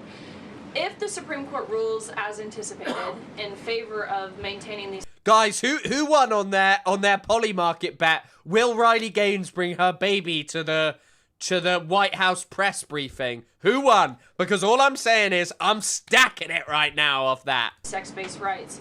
Is the administration prepared to take action against the states? I believe at this point it's 23 states that don't have those protections for women? Absolutely. And as you know, Riley, the administration already has done so. We've taken action in a number of fronts against these states who are failing to uphold the president's executive orders in this administration's policy of simply protecting women in women's sports and in women's private spaces. We've gone to the mat with large universities in this country as well to try to fight for what's fair and what's just for women and girls across the country. So I know you were at the arguments. I listened to them myself as a woman and as a former athlete, and I think the president speaks on common sense on this issue, that women's sports and private spaces should be protected, and that there are two genders, there are two sexes. That is not something we should be afraid to say in this country. And I think, frankly, it was quite alarming to not only... This lady is the same age as me, Riley Gaines. Hear a couple of justices gravel over that basic fundamental biological fact that men and women are different but inherently equal, but we are certainly different and women deserve such rights. We hope and expect that the Supreme Court will rule in the right way on this matter. But then compare this to just this other response, which I don't know if it's from the same press conference, but it was certainly recent. You were just defending ICE agents generally, and earlier on Secretary Nome spoke to the media, and she said, among other things, that they are doing everything correctly. 32 people died in ICE custody last year. 170 US citizens were detained by ICE, and Renee Good was shot in the head and killed by an ICE agent. How does that equate to them doing everything correctly? Why was Renee Good Hold on, let me turn this up. unfortunately and tragically killed? Are you asking me my opinion? Because an ICE agent acted recklessly. Are you asking me my opinion? Because an ICE agent acted recklessly and killed her unjustifiably. Oh, okay. So you're a biased reporter with a left-wing opinion. What do you want me to do? Yeah, because you're a left-wing hack. You're not a reporter. You're posing in this room as a journalist, and it's so clear by the premise of your question. And you and the people in the media who have such biases but fake like you're a journalist, you shouldn't even be sitting in that seat. But you're pretending like you're a journalist, but you're a left-wing activist. And the question that you just raised and your answer proves your bias. You should be reporting on the facts. You should be reporting on the cases. Do you have the numbers of how many American citizens were killed at the hands of illegal aliens who ICE is trying to remove from this country? I bet you don't. I bet you didn't even read up on those stories. I bet you never even read about Laken Riley or Jocelyn Nungray or all of the innocent Americans who were killed at the hands of illegal aliens in this country. And the brave men and women of ICE are doing everything in their power to remove those heinous individuals and make our communities safer. And shame on people like you in the media who have a crooked view and have a Of course, left-wingers can't be reporters. There will be no one who holds them accountable. The only way that you will be a reporter is if you are Riley Gaines and shit at swimming. biased view and pretend like you're a real honest journalist. Earlier, you were just defending. He's not Scottish, by the way. He's Irish. I think he's possibly Northern Irish, just as a guess, but maybe not. I don't know. But you know what? There are apparently brave men on the streets of America, and Libs of TikTok doesn't like it. Run up on me. I guarantee you they won't. I'll put a hole in their chest the size of a window. Safe line repair, safe line replace. That's what's going to happen. They touch me. Unarmed woman was killed by ICE. If you think you're about to come and brutalize the people while we're standing here, fuck around and find out. Our interactions with the police and ICE, and we hold them accountable. We hold them accountable. We I like how the video is just showing him flipping off ICE. Show the community and we hold them accountable. The Black Panther Party for Self-Defense, we're the same Panther Party from back in the day, but we're a little more aggressive now, you dig? Carry bigger guns and we don't take no shit. Places where there are a lot of immigrants at, I think that the community around them needs to take special care to them and it needs to start escorting them to and from everywhere to make sure that they're safe. Because them ICE agents ain't going to act like that if it's a bunch of people standing outside with assault rifles and shotguns. I find this still just terrifying, I'm not gonna lie. I have not seen many guns in my life, and people walking around with guns like that is just horrifying to me. Like, I understand what he's doing is, like, you know, like a noble cause in the sense of like trying to protect people, but this is just coming from a British perspective. These things fucking terrify me. Semi-automatic shotgun. That means some shotgun shells will shoot out of a pump. Like a gun like that, just having like access to a semi-automatic shotgun is like fucking hell. I understand that the police are heavily armed and that it exists in a different context to the UK, but Jesus Christ. This shoots them rapidly. If you are going to legally arm yourself with something bigger than what they got. Those who serve in the public. Arm yourself with something bigger. Bro's going to start getting access to the Hamas RPGs. They should be fearful of the public. They should be fearful that the public's going to be dissatisfied with their job. I mean, these are like, put frankly, these are literally just white nationalists roaming around, given full government backing to kill civilians, so what's there to say? What they're doing, not. What would they do in the UK? You can't carry a knife in the UK. It's illegal to carry a gun in the UK. But there are far too many white folks expecting them to come to save them. They need to protect themselves and their communities too. Yeah, I mean, I don't disagree with you. It's just, I just mean carrying a gun around is just wild to me. But yeah, you can't carry a knife around in the UK. It's not a thing. Feeling like they're tyrants, not feeling like they're bullies because they got guns and body armor and walkie-talkies, that makes them immune to whatever the people would do. I think you want to correct the ideology of the pig and the mentality of the slave catcher, you meet them with equal force. All power to the motherfucking people. No power to the pig. Black Panther Party threatened to kill ICE agents. I'll put a hole in their chest the size of a window. We're a little more aggressive now. You want to correct the ideology of a pig and the mentality of a slave catcher? You meet them with equal force. Has Isaac's comment been hidden? Because Isaac had a top comment here that was just like, or like a comment that was like, this guy's cool as fuck or something. So, yeah. Crazy shit is happening in America. But like, I mean, when they're doing this, like, I'm sure most of you have seen this video. Tell us about your injuries now and the prognosis. Will you be blind in that eye for life? From what I've heard the doctors say and everyone else, yes, I will be blind for life. They said my globe was ruptured. I had like, my lower lid was like cut up and they had to take skin from my temple to fix it. There's a lot to it. I don't remember all the things that they said. I have fractures in my skull that they can't fix, and I can't sneeze or cough because it's dangerous too. I remember also when I shot, there was pepper in it, and I had pepper down my throat. It made it hard to breathe for a long time. They pulled a piece of plastic the size of a nickel out of my eye. They said I had shards of metal, glass, and plastic all throughout my eye and behind my eye and in my.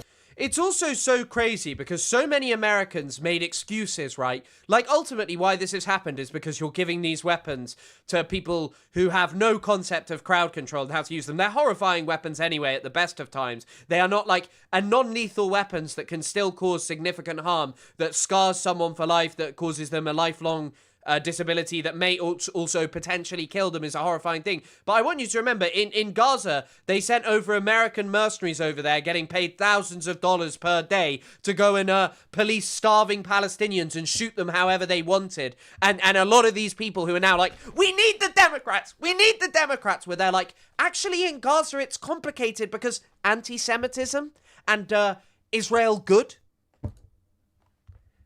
Skull. And they also said that I had a piece of shrapnel metal. I don't know how you stop yourself from sneezing. I don't know. I thought that as well. About a few millimeters away from my carotid artery. And they said it was a miracle I survived because if it got any closer, if it hit that, I would have died that night. Totally blind right now? You see nothing out of the eye? Nothing out of the eye. Yeah, it's black. Jesus Christ. What the fuck? The Dems, don't worry, the Dems will get into power and they'll reform ICE. Like, maybe you can't be a white nationalist in ICE, or maybe you can't be an open white nationalist in ICE. Epic Obama was deporting massive amounts of people. Biden was deporting massive amounts of people. This notion that this is like somehow, something that is unique to Trump is insane. Elon Musk, fix Twitter now.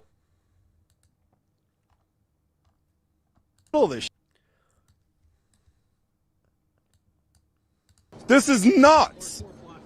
This is fucking, yeah, and you're right in the middle of this shit. What the fuck is going on, dude? This is insane. Have you ever gone out to these sort of things before? Never. I've never Actually, sorry, before we watch this, I think we can find out what the Democrats are doing. Skyrocketing. You know, and it's like, that's unsustainable. When you reach almost 300,000 people, that's unsustainable. And we need to, you know, as a Democrat, it shouldn't be unreasonable to want to secure our border and do it in that way. And now let's also talk about ICE. Now, absolutely, again, what happened in Minneapolis was absolutely tragic. And then now, if you think, now this is from the Washington Post. You know, this is the latest statistics. These are people that ICE now are, no, it's like now, 67% have criminal charges, pending ones, or that. So that's more than 2/3. You know, the fact that someone like John Fetterman is allowed to be in an establishment party is an establishment. It is utterly ridiculous. Left-wing party is indicative of you will not get the change.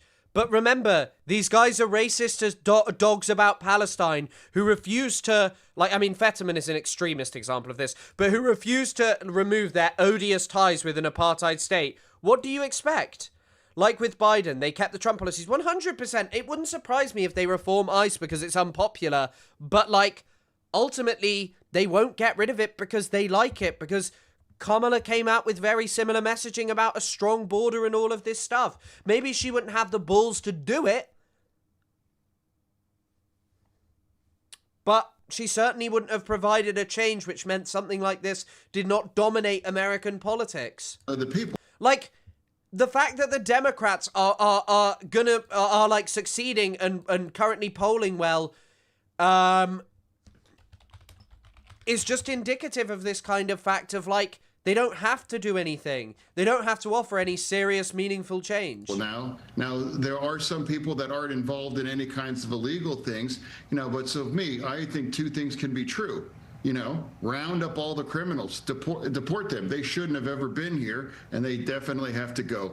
And now I don't want to see more and more things happening in Minneapolis now too. So two things must be true. And I strongly reject the extreme on either side, you know, about this now. So we must be true. And, you know, I watched you earlier in your show. You just pointed out President Obama deported, you know, millions of people, and there was... I like how he brings that up as a reason for supporting it. Wasn't having the same kind of outrage here, you know, here is from Democrats. Sorry, let's get back to protested in my life. This is nuts. This is fucking, yeah, and you're right in the middle of this shit. What the fuck is going on, dude? This is insane. Have you ever gone out to these sort of things before? Never. I've never protested in my life. My brother's here. He does it all the time. I've never.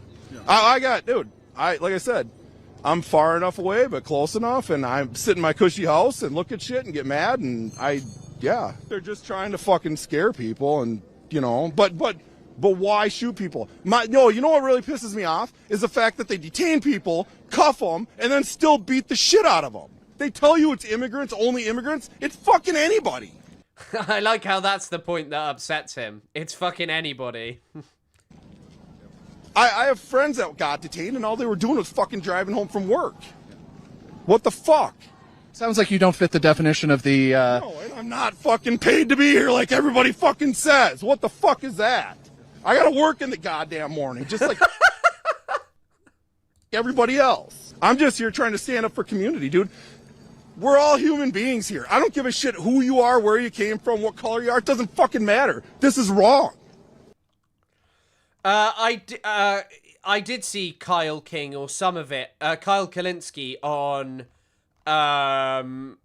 Piers Morgan. I saw some of it, but it was more about Venezuela, no? Or was there some ICE stuff on there? Let's have a look.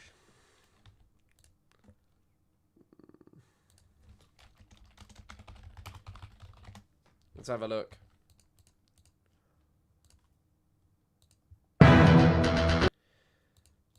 God, Piers Morgan's channel is just... Oh, sorry about that. Oh, that's going to make some of your ears bleed. Nice. Interests because he thinks that America is the Great look, Satan or look, something. no, you're that's both not wrong. what I'm making an saying at argument. all. Thank you for the straw man. I'm actually making an argument in favor of law and order and intelligence and foreign policy. Hang on a sec, Carl. Thank you very much. Why is there a free press guy in the middle? Oh, the Barry Weiss Murdoch-controlled media. I think we've covered this well. I do want to move, just before we run out of time, I want to move to Minnesota, and I want to start with you, Coleman, if I may. This has been another huge story in the last week, and it goes to domestic law.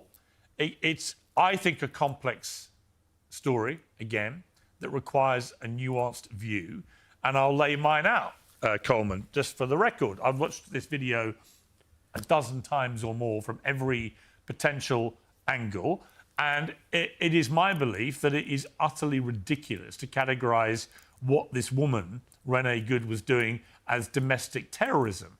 I see somebody who got a little panicky as the ICE... He literally also, by the way, he also got a little panicky. He literally draws his gun. Wait, let me just pull that back.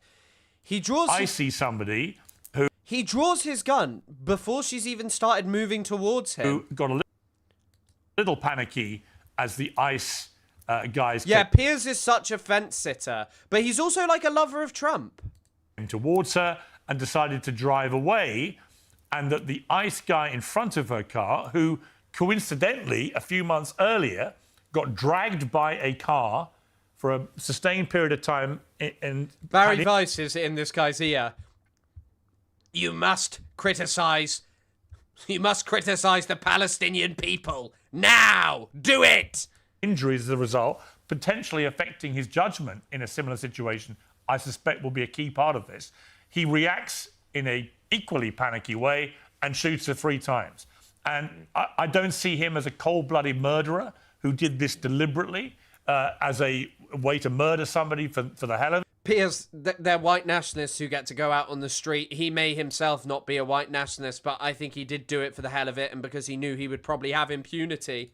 I don't see her as a completely blameless part of this. I think she took decisions which led her down a path which I think were extremely unfortunate and, as it turned out, deadly for her. In other words, I think it's quite a complex story, which if you freeze frame it right down to every grab we've seen, anyone who thinks they have an absolute certainty about what happened here, I think is lying. And I think they're just, again, moving to the tribal. Also, the notion that that guy was injured is so insane. He is completely fine, and yeah, he called her a bitch after. Like, that guy is completely fine, by the way.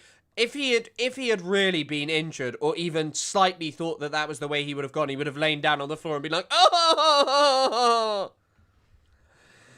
But yeah, I mean, amazing. Complex story. A woman was shot by an ICE agent. People who are invited onto the street who are propagandized with white nationalist propaganda, who are given impunity by a government who talks about, like, cleansing the homeland, who are amped up by fucking Elon Musk and his reactionary racist shit all over social media. They are degenerates moving towards Nazism. But, of course, it's a complex story, actually. This has to be this, because my side believe this, or it has to be this, because my side believe that. Am I wrong? I couldn't agree more, Piers. The free press has Bari's outlet, giving it hard, doing it how it is, just saying what we need to know. This is why Hasbari is a queen. She has found these amazing people like Coleman. He's great, he's brilliant, to tell us that this is exactly what it's like, that it's all about tribal. This is the appealing message of Barry Weiss, by the way, of like, actually everything is just too tribal and leftists are all doing nasty things and who really knows what happens. Jesus Christ. I want to separate 2 issues really quickly. I'll get to the tragic death of Renee Good, but first I want to separate the issue of how ICE officers are behaving in Minnesota in general, right? Right now, social media is being flooded with videos of ICE officers needlessly escalating situations, questioning U.S. citizens who legally do not have to answer any questions. Some ICE officers seem to be under the impression that you're not allowed to film them. You are allowed to film them.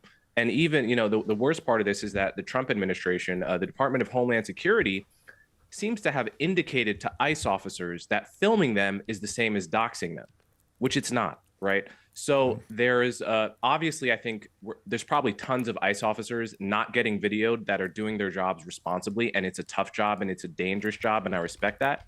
But there's a lot of ICE officers that are just running roughshod over all of their responsibilities as officers, and they're being fanned on by the administration. I think that's really important to say up front, that that's a real phenomenon and needs to be talked about. Now, let's separate that from the issue of Renee Good, who was tragically killed by Jonathan Ross. Now, here, Piers, you're right to point out there are so many critiques of how this officer and his partner handled the situation. Why, officers are trained not to be in front of a car to begin with, right? Boring, free press. This guy's a neek, nerd and a geek mixed together. Barry Weiss did sell the free press right to Paramount Skydance, who bought it for $150 million. By the way, that is just a complete and utter grift. That is fraudulent, the notion that the free press was worth anywhere near that much. And I just accidentally closed my stream. Hold on. The notion that it had anywhere worth near that, but yeah, like just Jesus Christ. That's one on a laundry list of ways in which this was terrible policing. However, a lot of prominent Democrats are saying that this is murder. Murder, that is a legal term with a legal standard. Now, if this goes to trial, it's likely to get removed to a federal court, which is going to be favorable for the officer. And what the jury is probably going to be instructed is if this officer had reason to believe. By the way, shit collection of books, Sapiens, which I own, it's terrible. It's just a rubbish book, but it's by Yuval Noah Harari. Losing the Race. He could have suffered. Wealth, Politics, and Wealth, Poverty, and Politics. Suffered bodily harm. He or his partner could have suffered serious bodily harm. Then by statute, he's authorized to use deadly force. The jury is going to be instructed if he felt he was in serious danger. Also, by the way, a bit funny, that ICE agent fell over. Now, we get the benefit of seeing 5 different angles on the video in slow motion over and over and over again. Yeah. So we can come to the conclusion that, yeah, he was out of line of the car during those second and third shots. But he didn't have that advantage. He experienced that in real time, in the blur of real life.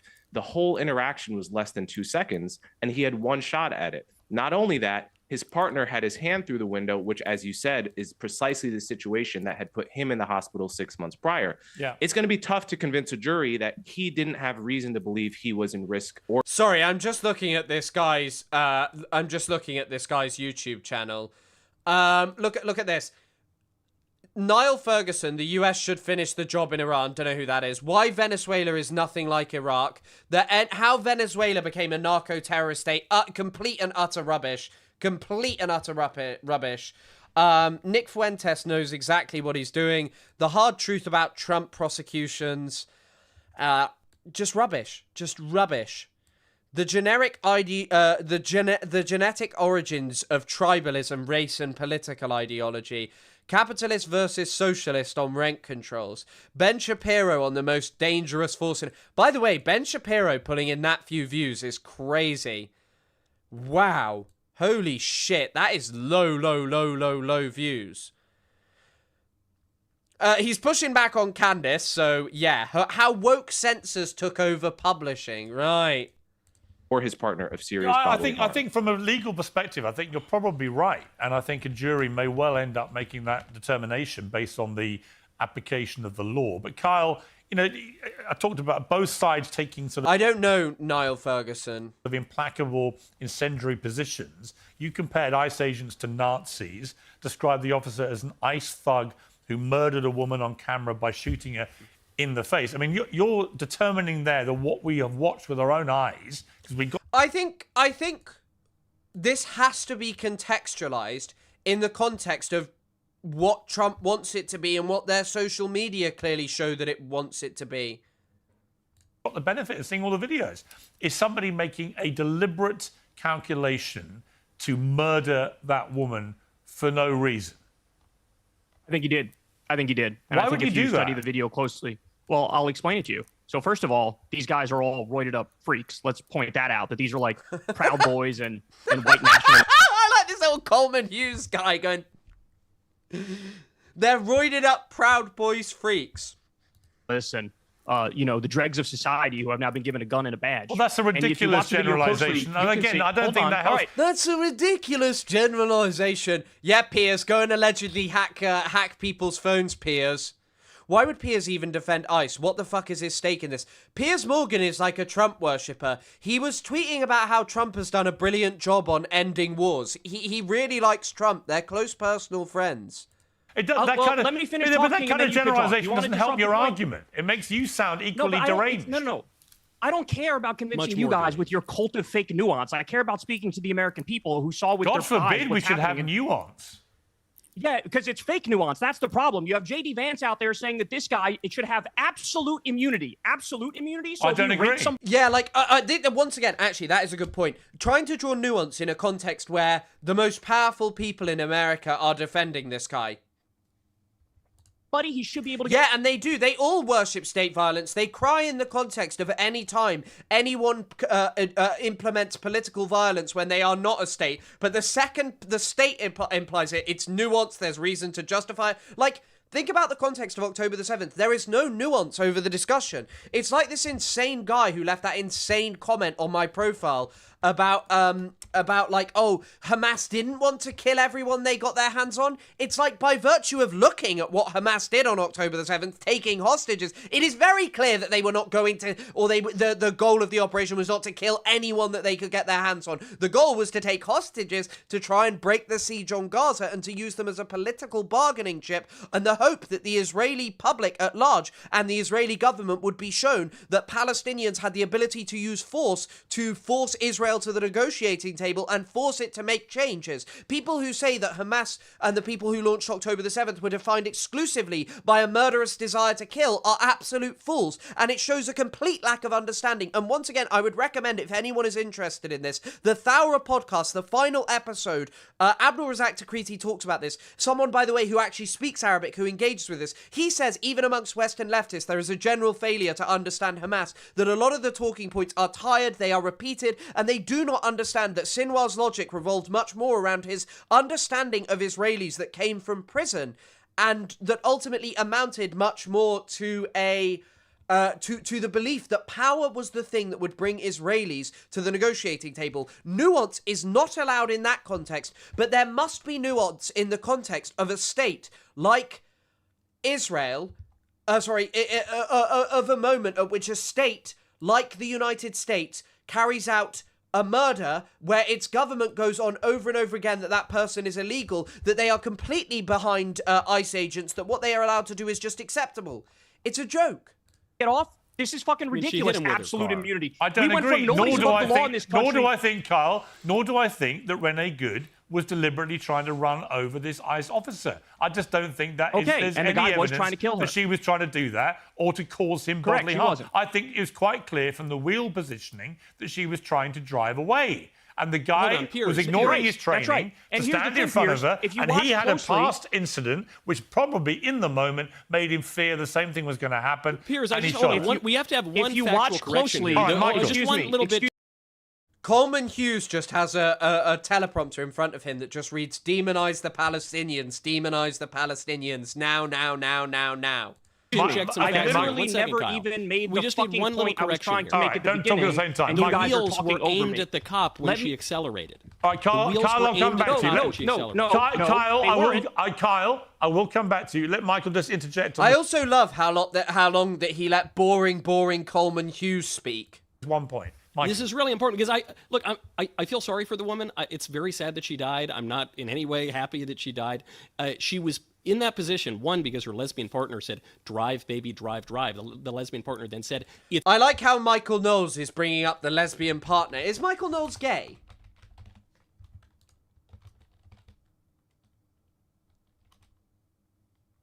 No, he's not gay. He's got 3 kids and a wife, apparently. Allegedly. Sorry, Michael Knowles, for insinuating that you're gay. But I love how he brings that up. Like, her lesbian partner, instead of just saying her partner. it's my fault. Why is it relevant that she's a lesbian? Hold on Michael? 1 second. Why is that relevant? Because she's the partner? You interrupted me. Now I'm interrupting. Why is it relevant that she's a lesbian? 1 second, Kyle. I'm just trying to have actually, a conversation. I would say it's irrelevant that she's a lesbian. Secondly, drive can be an entreaty to. Oh, he was in a gay short film. I forgot about this. That whilst he was at college, he was in a gay short film. Drive away, which is what I think she was doing. Thirdly, the demeanor of Renee Good in the final video that came out shows somebody pretty calm, certainly not confrontational, certainly doesn't look to me like somebody intent on mowing down an ICE officer. Piers, I think she just wanted to get out of there. Are you suggesting, Piers, hold on, are you suggesting that because a woman says, I'm not mad, that means she isn't mad? I think anyone who's ever interacted with a woman knows that's not what that phrase means. Oh, yeah. Pulling out the I've interacted with a woman means. Second of all, we don't have to just judge by her words. She accelerated. You can look at it in the footage while the tires are aimed at the cop. And this is a message. I feel bad for her. She was indoctrinated into thinking that you're allowed to drive your car at cops or disobey police orders or block traffic and create a dangerous situation. This is an important message to all the leftists out there who want to do this. You cannot drive your SUV into a police officer. If you do that, you will be shot in the face and deserve it. And it will be very, very sad. All right, Kyle, I love that we're now doing. I like the nuance of this conversation. Doing character assassination of a 37-year-old soccer mom who got shot in the face 3 times. You're fucking disgusting for doing that, and you know that you're disgusting for doing that. And if you watch the video closely, he switches hands with his phone to prepare to grab his gun before he was in any danger whatsoever. Okay? So this guy, he knew what he was doing. He knew what he was getting himself into. These people are looking for trouble. They are going to Minneapolis. They are cracking skulls. They are rounding up innocent people. These people... By the way, putting people on the street in highly militarized situation, with highly militarized, equipment, with like full body armor, tactical gear to allegedly go and like arrest undocumented, unarmed immigrants is wholly fascistic, and it is done with the purpose of basically threatening people in the street, and it is something that is obviously going to escalate the situation. The fact he has a gun to just fucking murder someone is insane. Absolutely, our Trump's Gestapo, and everybody knows it. All right, let me bring in Dave Smith. Dave Smith, what's your view of this? Well, I got to say, as much as it pains me to say, I really completely agreed with Coleman on that. I'm just kidding. I don't mind agreeing with Coleman. No, but I thought that was also really funny that Dave Smith was regularly invited on Piers Morgan as a pro-Palestine voice when this is what he's actually like. Just a dumb fuck. Very thoughtful take, and I think I agreed with all of that. I mean, look, this is a really tragic thing that happened. I don't think she was trying. When you find yourself agreeing with the Hasbari vice-controlled media, you are not any kind of meaningful activist for Palestine. Trying to run over the officer. It seemed to me that she was trying to peel out of there, and he got spooked and he shot her. And look, however you feel about this morally, the fact is that in the United States of America and just about every other government, if law enforcement has you there and telling you, you just can't peel out. I mean, it's just a really unwise move to try to drive your car away. And again, you can feel about that however you want to, much like the Iranians shooting rioters who they think are going to topple the government. Like any government's going to shoot rioters that are trying to topple that government, including ours. And however you feel about it, that's the way states work. I'm sure Coleman Hughes loved that. I do think there's like a broader thing that I would really think that Trump supporters, right-wingers in this country might want to think about. And I say this as someone who's I'm a real immigration restrictionist. I mean, to me, that I don't think everyone in the world has a right to enter the United States of America. I think that the American people have a right to take in whoever we want or whoever we don't want, in the same way that I have a right to, have whoever I want at my house for any reason that I choose to. And so anybody who's here illegally, I think we have a right to remove them. But I do think you got to start to ask some real questions about what type of juice we're getting for this type of squeeze, and real questions of what we're doing to our own neighborhoods here. I mean, you really do have a situation, as Coleman kind of outlined, where like masked federal agents are kind of acting like thugs. But the funny thing is this guy in the middle works for a company that aids and abets Israel doing that. He works for an entirely controlled media organization whose entire job is to advocate for Israelis to be allowed to run around the West Bank masked up, mass killing Palestinians, to go into Gaza and kill whoever they want. This is Dave Smith, the libertarian, who's apparently pro-Palestine, regularly brought on Piers Morgan to debate. He's controlled opposition. Pulling out guns in suburban neighborhoods in front of, and for all of this, for this big show of force that is such a provocation of the radical left in this country and getting them out on the streets. You know, I've seen the Trump administration says 10 million illegals came in under Joe Biden. I've seen estimates that are north of 30 million illegals totally in the country. And for all of this, we're talking about getting like a couple 100,000 of them. So in other words, we're not even making a dent on the real problem. And yet we are, like, you know, doing something where more incidents like this are more and more likely. And I got to say, and I appreciate even that Michael said, like, there's a tragic thing, but I'm sure he saw too, some of, like, the ghoulish response from so many right-wingers, like on Twitter. And it is actually amazing, though, that Dave Smith was able to humiliate Douglas Murray in terms of knowledge about Palestine. That is genuinely one of the most impressive things that I've ever seen. But not because of actually, like, the major success of Dave Smith, but because of how stupid Douglas Murray is when he's actually forced to talk about anything. Stuff celebrating. And you know what? It reminded me. And you know what, Dave? It reminded me of the reaction from the left to Charlie Kirk's murder. Yeah. Right? There was just a complete. There was not just it's a different situation. Look at him! Look at him! Look at him! Look at him! Look at him! Look at him! He spoke about Charlie Kirk. You cannot, you must not ever talk about Charlie Kirk. Guys, I want you to all bear that in mind, please. No, but there is. Well, I would say, look, different things, but not just an absence of basic empathy and humanity, but a willful, gleeful celebration. Charlie Kirk was a straight-up Nazi. Like, Charlie Kirk was a Nazi. Look at his rhetoric. You would cry if anyone... You would cry at Nick Fuentes for talking about prowling Jewish people going around and targeting good white women. But when it comes to... it is utterly when ridiculous. It comes to Charlie... Oh, no. Don't say that. No. From don't tread on me to step on me softly, Daddy. Yeah, I don't think you're wrong about that. I don't think you're wrong about that, Thomas. And yeah, you've never been to the crossings? You've never been? Oh, God. What you have to understand about the Muslims and the Palestinians is they're not well people. They're bad. They're immoral. They are wicked. And that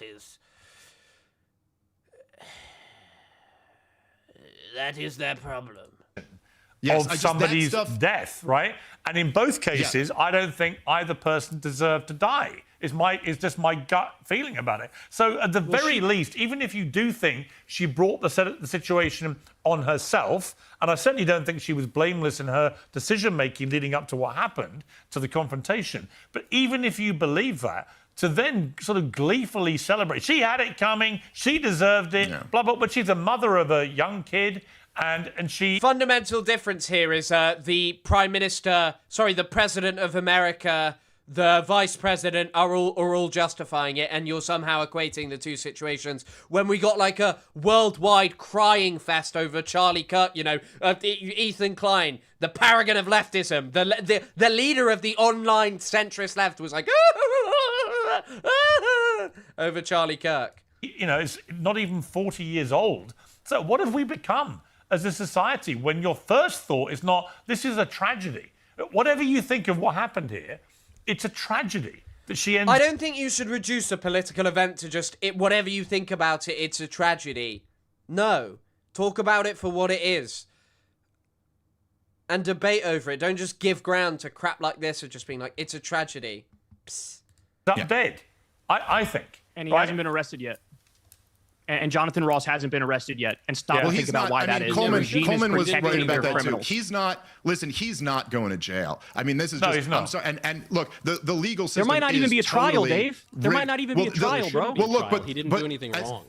Well, look, but as Coleman pointed out, and I mean, I would say it's slightly different, but the legal system is totally rigged on behalf of cops, and it's just not the same type of standard for federal law enforcement or for local law enforcement that it is for regular people. And when legally speaking, once but we have seen some cops is... go to prison too, though. Okay. Yeah, you're right. Tragedy just implies that it's like something random that happened, you know?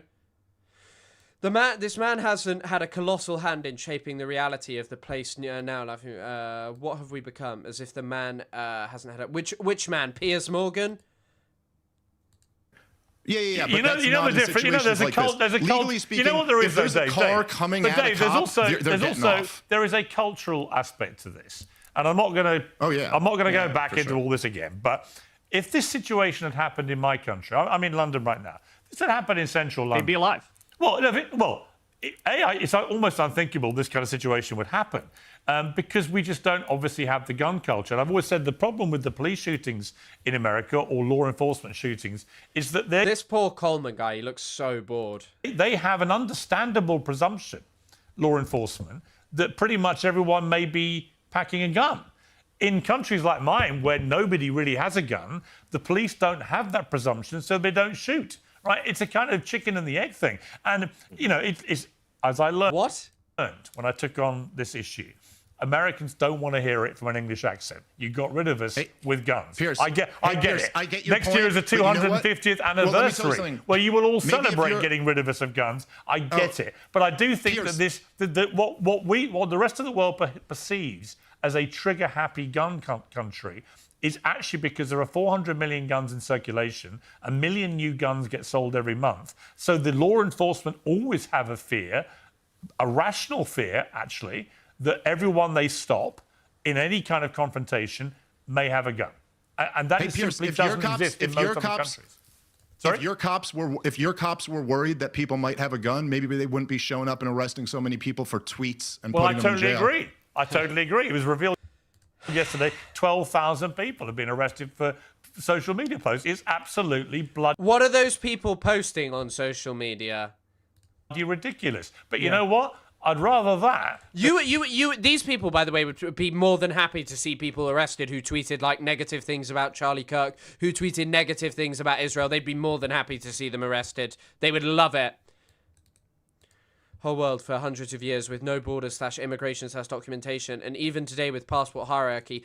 In Piers' lifetime, by the way, because Piers is, I don't know, he must be about 60. In Piers' lifetime, Britain was a net exporter of people up until the 1980s. We were still sending more people to go off and live in the colonies, to go off and live in fucking wherever. The Commonwealth. To go and live wherever. Like, yeah, Piers Morgan probably has no problem for someone being arrested for a Palestine action placard, a tweet or something. He doesn't care. The young mother's getting shot dead for doing a right-hand turn to get away from, ICE officers shouting at her. But Well, she did a left-hand turn first. And there was a former cop who was arrested. But before we Elab hit us with the fact about special branch of the Brazilian. Thanks again, Thomas. Who are you for the 5,500? Who's the special forces? I missed that. In this, I just want to end, Dave. You've had this big ding dong with Dan Bongino, who's now left the FBI. You said that his legacy is covering for. Like, Piers Morgan, who's like allegedly this truth-seeking journalist, also runs defense for a pedophile. Like Donald Trump. Donald Trump is a pedophile. Donald Trump is the head of a pedophile administration, hiding any information about what Jeffrey Epstein did and does. Pedophiles. This alludes to the Epstein scandal. True. He responded by a lot of fact. personal attacks on you. But as we've been talking, Bill and Hillary Clinton have defied a congressional subpoena to appear before the House Oversight Committee about Epstein. How significant is that, do you think? Well, it certainly doesn't look good for them, but I mean, if former presidents are ever held accountable. Oh, I remember this story. Yeah. This story, the killing of Jean Charles de Mendes. Yeah. I've seen it. Aside from Donald Trump on the ridiculous trumped-up charges, but like if we're actually holding politicians accountable for the crimes that they've committed in the past, well, that'll be the first time that I've ever seen it. So I don't know what Congress is going to do next. My guess is that they'll probably just do nothing because that's what Congress typically ends up doing in these situations. But yeah, Dan Bongino. Listen, I don't know what to say. Dan Bongino is in this like impossible situation here, which is why he spazzed out and started talking about my kids and my family and stuff. And look, I know I did say that his legacy will forever be protecting pedophiles, but again, it's a matter of record. that is just true. And so, look, Dan Bongino's got a real problem. You were either lying then or Don't like all of these people like the Trump administration and advocated for him to be elected. This stuff was like public anyway. We all knew what Trump was like. All this stuff about whether she was turning left or right, well, whatever, is so past the point anyway. Why did the last pickup even stop and try to harass her in the first place? I mean, I don't really care about any of the litigation of the event. I'm going to be frank with you. I think the wider problem is ICE itself and what the American empire is and does and what it does to its citizens, particularly much more to minorities. But this problem is something that is pervasive and it is disgusting. The US police are mass murderers. Their law enforcement are mass murderers. They are unaccountable. Politicians there are unaccountable, just as my country. But simultaneously, this is just a wider problem of American society and something that is produced by this two-party system that continually allows racism to go on and on, does nothing about immigration, that doesn't challenge anything about foreign policy. It sucks, and it's just self-perpetuating. you're lying now. And you got to somehow, if you're going to come back to this world of doing these shows on the internet, you're going to have to explain that to people at some point. Like, you made this one claim, got in there, turned around, and gave a hostage video where you said none of that exists at all. And now the stuff's been declassified. So he said he read through the entire files, and he knows for a fact that Jeffrey Epstein killed himself. But we just found out there's like 5 million documents in the entire file. So, like, what exactly is he claiming that he read? And what did he see? It's all declassified now. Yes, sure. But I'm just saying it's all declassified now. But also, so now the bottom line, he can explain what he saw. Okay, right, fuck this. I'm not watching any more of this. We kind of did a way longer segment on ICE that wasn't even planned. Quickly before we go into the stuff about Iran, let's have a listen to what Greenblatt has been saying. Jonathan, can you comment on Nick Fuentes and what do you actually do? Wait, was that just a scream? Jonathan, can you comment on Nick Fuentes and what? Can any of you hear that, or is that just me? Hold on. Comment on Nick Fuentes and what? Can any of you? Am I going insane? Sorry, can you hear it? I literally turned it off before you sent the message, MKMT. What do you actually do that effectively can counter what he does, and what are your expectations of the government to be critical of a person that has that kind of platform? So for everyone's benefit, the question was, can I comment on Nick Fuentes and what he does, and what are you doing to counter him, and what's the government's role? By the way, his second name is Joseph, a good Jewish name. Nick Fuentes' second name is Joseph? Yes. Look, his last name is Fuentes. Nick Fuentes is a Hispanic person, okay? And he is an open, unapologetic, racist, homophobe, and more than anything, an anti-Semite. When that's Piers Morgan. When that's an Israeli who's like that, you love them. He's a toxic, disgusting person, and yet, thanks to X and social media, he's been incredibly effective at getting his message out there. So why not go after Elon Musk? For the simple reason, he went on a little trip to Israel. I mean, social media is a super spreader of anti-Semitism and hate. And people like Nick Fuentes, they're like patient zero spreading this. And look, it didn't help us when candidate, whatever you'd call him, former President Trump had him over for dinner, like at Mar-a-Lago a few years ago. And it doesn't help us that when given the opportunity, people in positions of power don't renounce this guy. Now, look, to his credit, J.D. Vance has done that. But we have this challenge right now on the right, and it's... I love how also they don't give a shit about all the white nationalism stuff going on, really. Like, of course he doesn't. Like a good thing, because there are bad voices who've been elevated. Like, look, Nick Fuentes is disgusting. Tucker Carlson is disgusting. Candace Owens is disgusting, and so on. But there have been good people like Ted Cruz and Ben Shapiro and Mark Ben Shapiro ain't getting elevated anywhere. Levin, who are pushing back on these, Speaker Johnson, pushing back on these revolting lunatics. So to answer the question, I think the only way we are going to defeat the rising anti-Semitism on the right is from the right.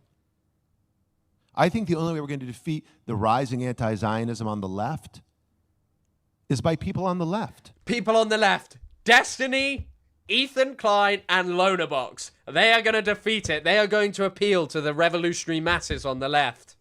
So what I try to do at ADL, what we try to do, is to provide data, is to provide tools, is to step up, but often quietly behind the scenes. It doesn't help.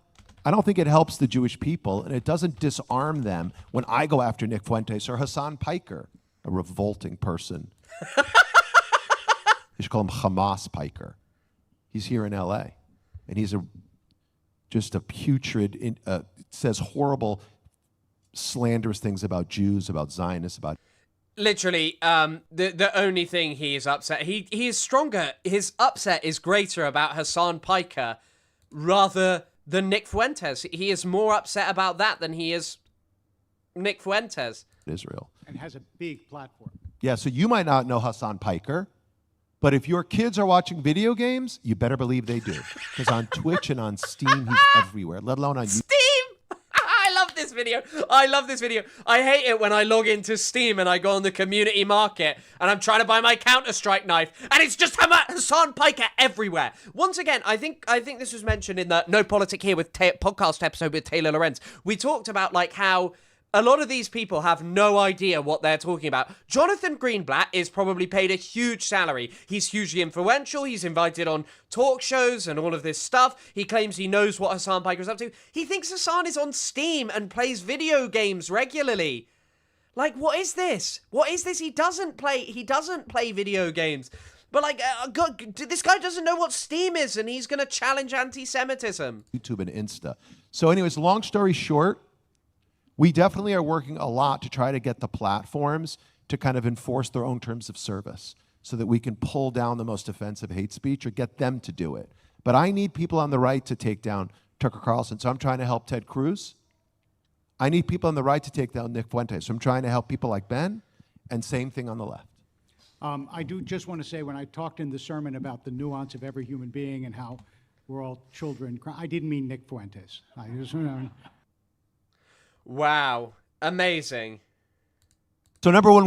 Listen to this as well. Jonathan Greenblatt is the greatest disservice to, just Jewish people, and so is the ADL. Just listen to this. We measure and track. Number two, we monitor and disrupt. We have a whole apparatus. I have 40 analysts working full-time, 7 days a week, 24 hours a day, monitoring extremists. We monitor them online, social media, messaging apps, video games, cryptocurrency, podcasts. That's horrifying. They monitor your chats? Short form video, Wikipedia, LLMs. We monitor these people and we share the intelligence with the FBI. You saw last month, you heard about the thing that happened at Wilshire Boulevard Temple. Our analysts investigated what happened. They said they were Koreatown for Palestine, this group of people. They weren't. We were able to ascertain they were from a group called the Turtle Island Liberation Front. Turtle Island is how left-wing activists refer to the United States. They don't call it America, they call it Turtle Island, like the Iranians call it the Zionist entity, right? They only call it by its name. The Turtle Island Liberation Front, we gave them a whole dossier. What is Turtle Island Liberation Front? What are their ideas, their goals? Yeah. Great point, MKMT. They're so great. This is also the funny thing. I think so much of this is based on fear as opposed to reality. Because if this guy is monitoring Hassan and he doesn't know what he does and he is allegedly so opposed to him, you would think that before he gave a speech, he would be told, right, this is what Hassan does, X, Y, and Z. But yeah. Who are they? We identified the people who were in the synagogue. This was on Wednesday, December the 10th. On Monday, December the 15th. This is going to ring a bell. Kash Patel announced they cracked a terror ring where they arrested 4 people who were playing New Year's Eve bombings. Turtle Island Liberation Front. At least one of the people I know for certain was in the building at Wilshire Boulevard Temple, vandalizing it and disrupting the event. So Was that the FBI agent front? Was that the FBI agent in the monitoring Turtle Island Liberation Front? Left-wing radicals like the DSA and the anti-war crazies and the pro-Palestine crazies. We're monitoring right-wing extremists like white supremacists, armed militia groups. We're monitoring political Islamists and Christian nationalists, all of them. You are not monitoring Christian nationalists because they're in the government that you support. And then we train. We're the largest trainer of law enforcement in America, extremism and hate. We train 20,000 officers every year. kind of amazing. Like, you're proud of that. You're proud of trading the US police, an incredibly hateful institution. What does he even say about Elon Musk? I made a great point. Wait, let me enjoy this. The anti-war crazies, as opposed to the sane people who are pro-war. Yes, it is a very, very, very, very sane position to be pro war.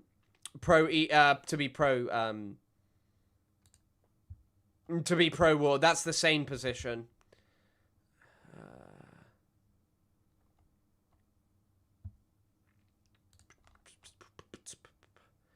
I'm just trying to see if Jesus Christ. I just want to see his commentary on Elon Musk. We address.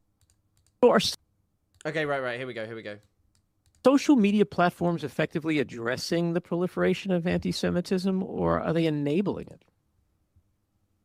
There's no doubt that social media is a super spreader of anti-Semitism. And by the way, as we were discussing earlier, alienation and intolerance of all kinds. I think the net on social media is fairly negative. I don't think it's a very yeah. The DSA are radically shit, and yeah, the largest trainer of white supremacists. Maybe it's an internal attempt to basically to monitor white supremacists by going for the cops. The DSA are shit. I mean, in many ways, yeah. The more he touches his face, the more he introduces bacteria that makes his face itch, which makes him touch his face. It's why is that comment? Tough equation to solve. And specifically, look, X is a cesspool. Yeah. By the way, there are like, if you even want to look into this, there are loads of like untouched things on the Dolphy Disco Massacre. So the Dolphinarium Tech Disco Massacre, which was a massacre carried out by a Hamas-affiliated militant, killed like 21 young Israelis. In the aftermath, it's really interesting because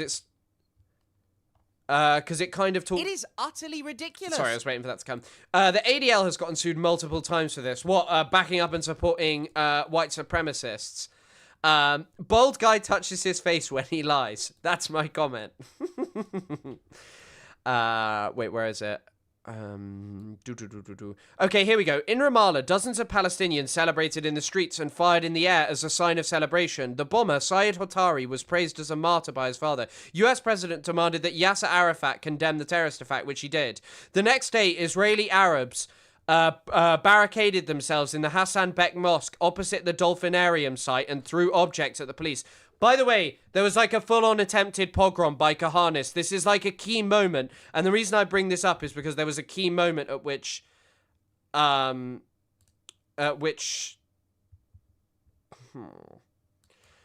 was a key moment at which basically Kahanis came out in the streets.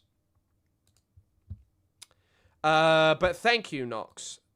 Not notifying me of your lives. I'm sorry, if you want to get notifications for the lives, the best way is to check out the Chris Kunzler Discord. Dolphinarium, Dolphy Disco Tech Massacre. Open it up, and don't take my word for it. The things you see on there are extraordinary. I mean, it's just so offensive.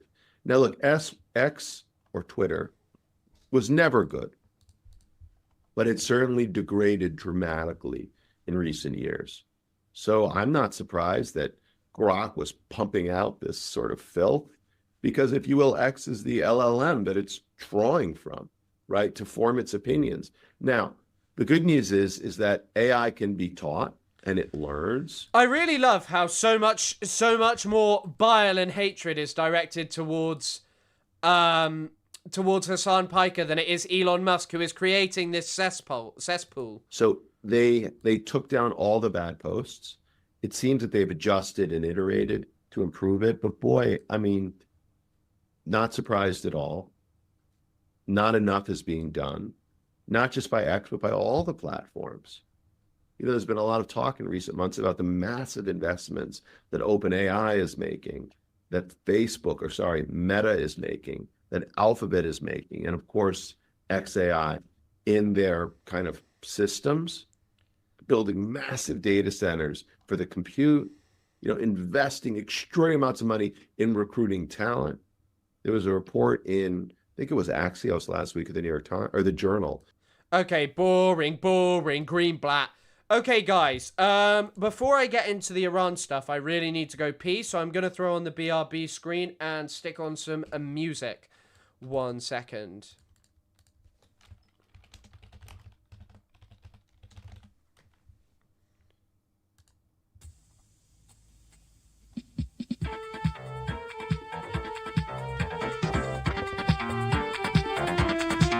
It is utterly ridiculous.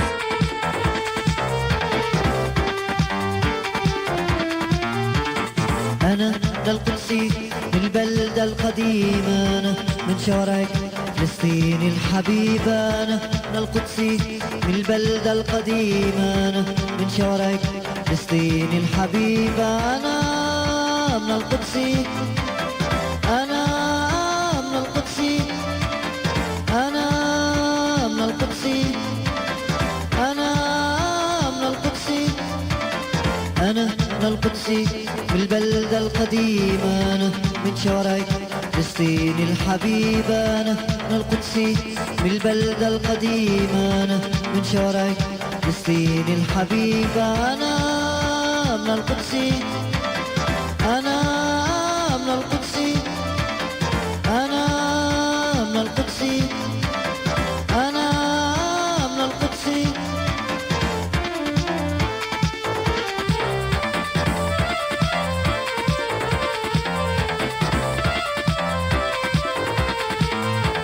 الشوارع في المزارع في المصانع في الطرقات، في الشوارع في المزارع في المصانع في الطرقات، سأبقى أناضل لتحرير الأرض والإنسان، سأبقى أناضل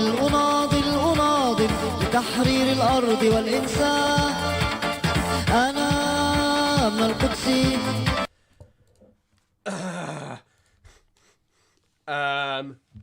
Hello, everyone. I am back from the pee. Hope you're all good. Yeah, I haven't changed it. I haven't changed it back to it yet, to the new one. My many apologies. Okay. We're gonna start out with the Iran stuff with one of the craziest videos imaginable, which is Lindsey Graham crying almost, looking like he's near tears after finding out that Iran's not going to be struck by the US. The headlines out there that are, in my view, not accurate. President Trump's resolve is not the question. The question is... I've never seen this guy so sad. Like, he is constantly just ecstatic about the prospect of Middle Easterners being mass slaughtered. When we do an operation like this, should it be bigger or smaller?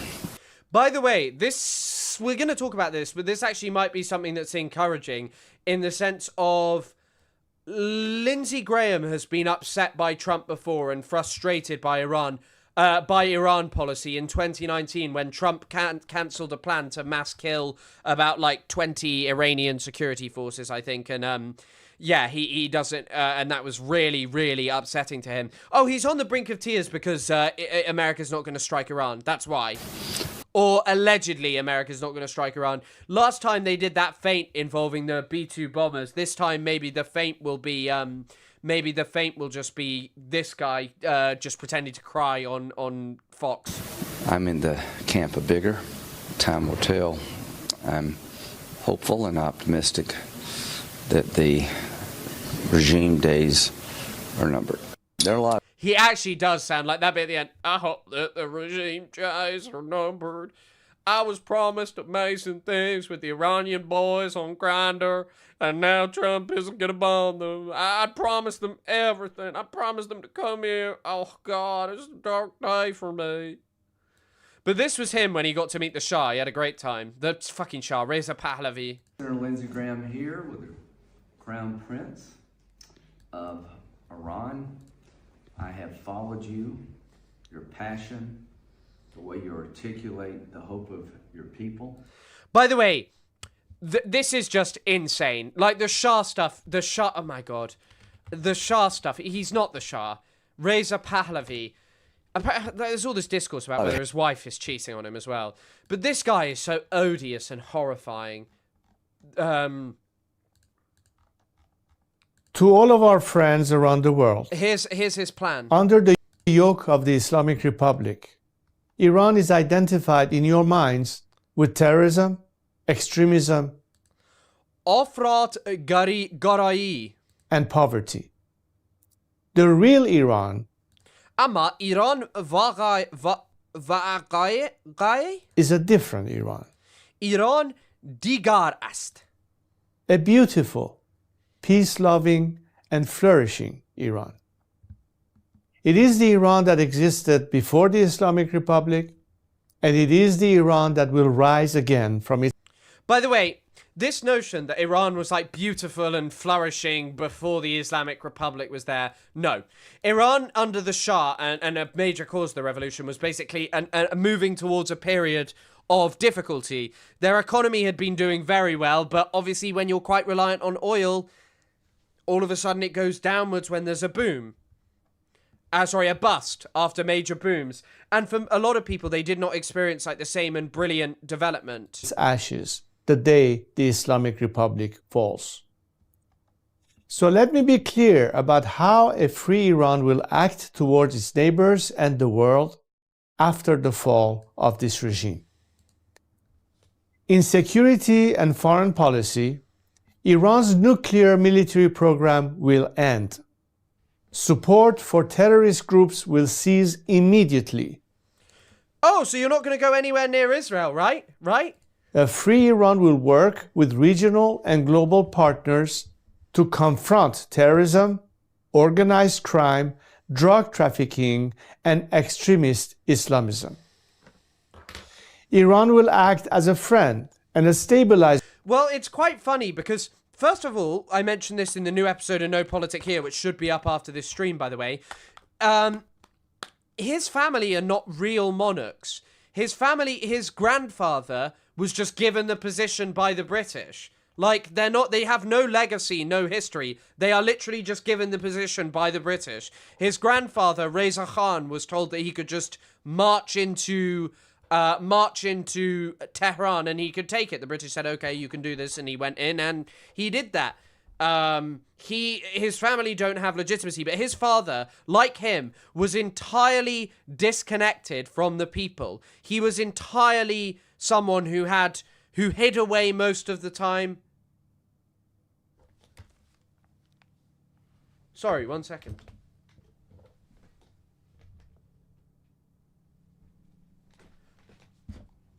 Sorry, there's a helicopter flying low and I was worried my PC was making a crazy sound. But yeah, his dad was really disconnected from the people. I can read Farsi, so to an extent, but my Farsi's not great. Force in the region.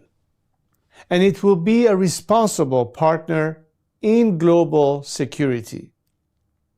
In diplomacy, relations with the United States will be normalized, and our friendship with America and her people will be restored.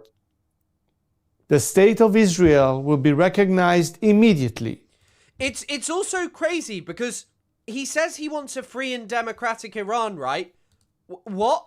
How do you know that that's the people's will? How do you know that recognizing Israel immediately, a choice which should be made by Iranians, but because you're a democracy, right? But instead you're just like, nah, we do that. We recognize Israel because I'm the Shah.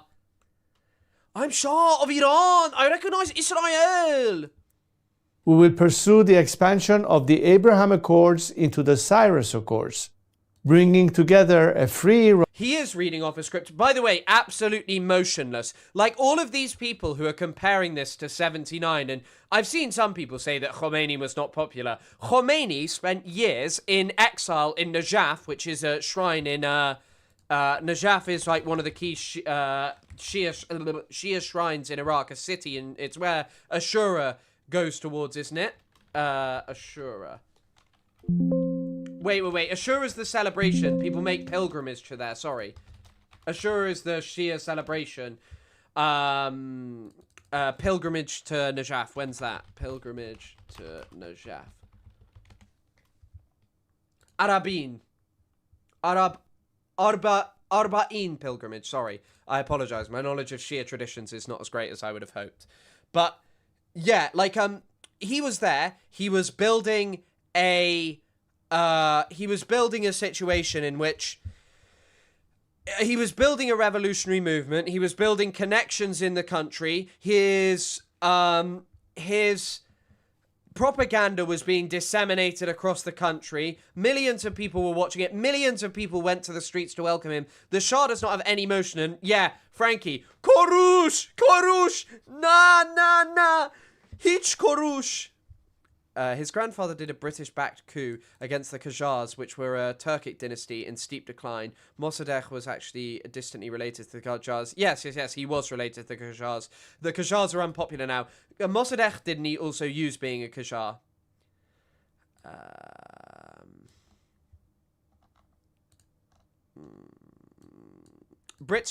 Korush is how you say Cyrus in Farsi, or like Persian. Is Khomeini law is more interesting. Yes, and all of these people who deny that Khomeini had any popularity in the country are just silly. It's silly. People may have been upset with what it became, but the notion that Khomeini was an entirely unpopular figure is ridiculous. Israel and the Arab world. A new chapter will begin, grounded in mutual recognition, sovereignty, and national interest. Once again, so many shit mic issues for leading the revolution. In energy, Iran holds some of the largest oil and gas reserves He's doing the Machado! He's doing the Machado! in the world. A free Iran will become a reliable energy supplier to the free world. Policymaking will be transparent. Iran's actions will be responsible. Prices will be predictable. In transparency and governance, Iran will adopt and enforce international standards. Money laundering will be confronted. Organized corruption will be dismantled. Public institutions will answer to the people. In the economy, Iran is one of the world's last great untapped markets. Our population is educated, modern, with a diaspora that connects it to the four corners of the world. A democratic Iran will open its economy. But it's not a democratic Iran. Like, I can't believe that people are falling for this. Khomeini, whatever he was and did undeniably develop a system of Islamic government and built revolutionary networks. The Shah claims to have 50,000 defectors on his side, but it remains to be seen. Let's listen to Khomeini speak. On CBS, Barry Weiss would not allow this to happen. Ayatollah Yeah, his father loved money laundering. Khomeini, you seem to have had some success, you and your followers, in changing the government in Tehran. Do you have any feeling for how long it may be before there is an Islamic state in Iran? It is very close. Vacht Nazdik, the time is near. Very soon we will announce a new government. Are we talking about... He also just has a certain aura to him. And by the way, this is not an endorsement of the Islamic Republic or what came after him. But I will say he has far more of like this kind of mystique and aura to him than fucking Reza Shah does. Pahlavi does. Days, weeks... Reza Pahlavi. I mentioned this in the podcast. Iranians, fix up your names. Probably few days. From CBS News, Pontchartrain, France.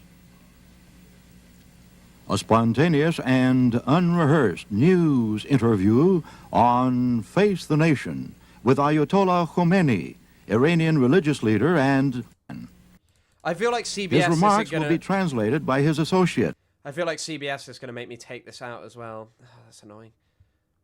I want to watch a speech of Khomeini.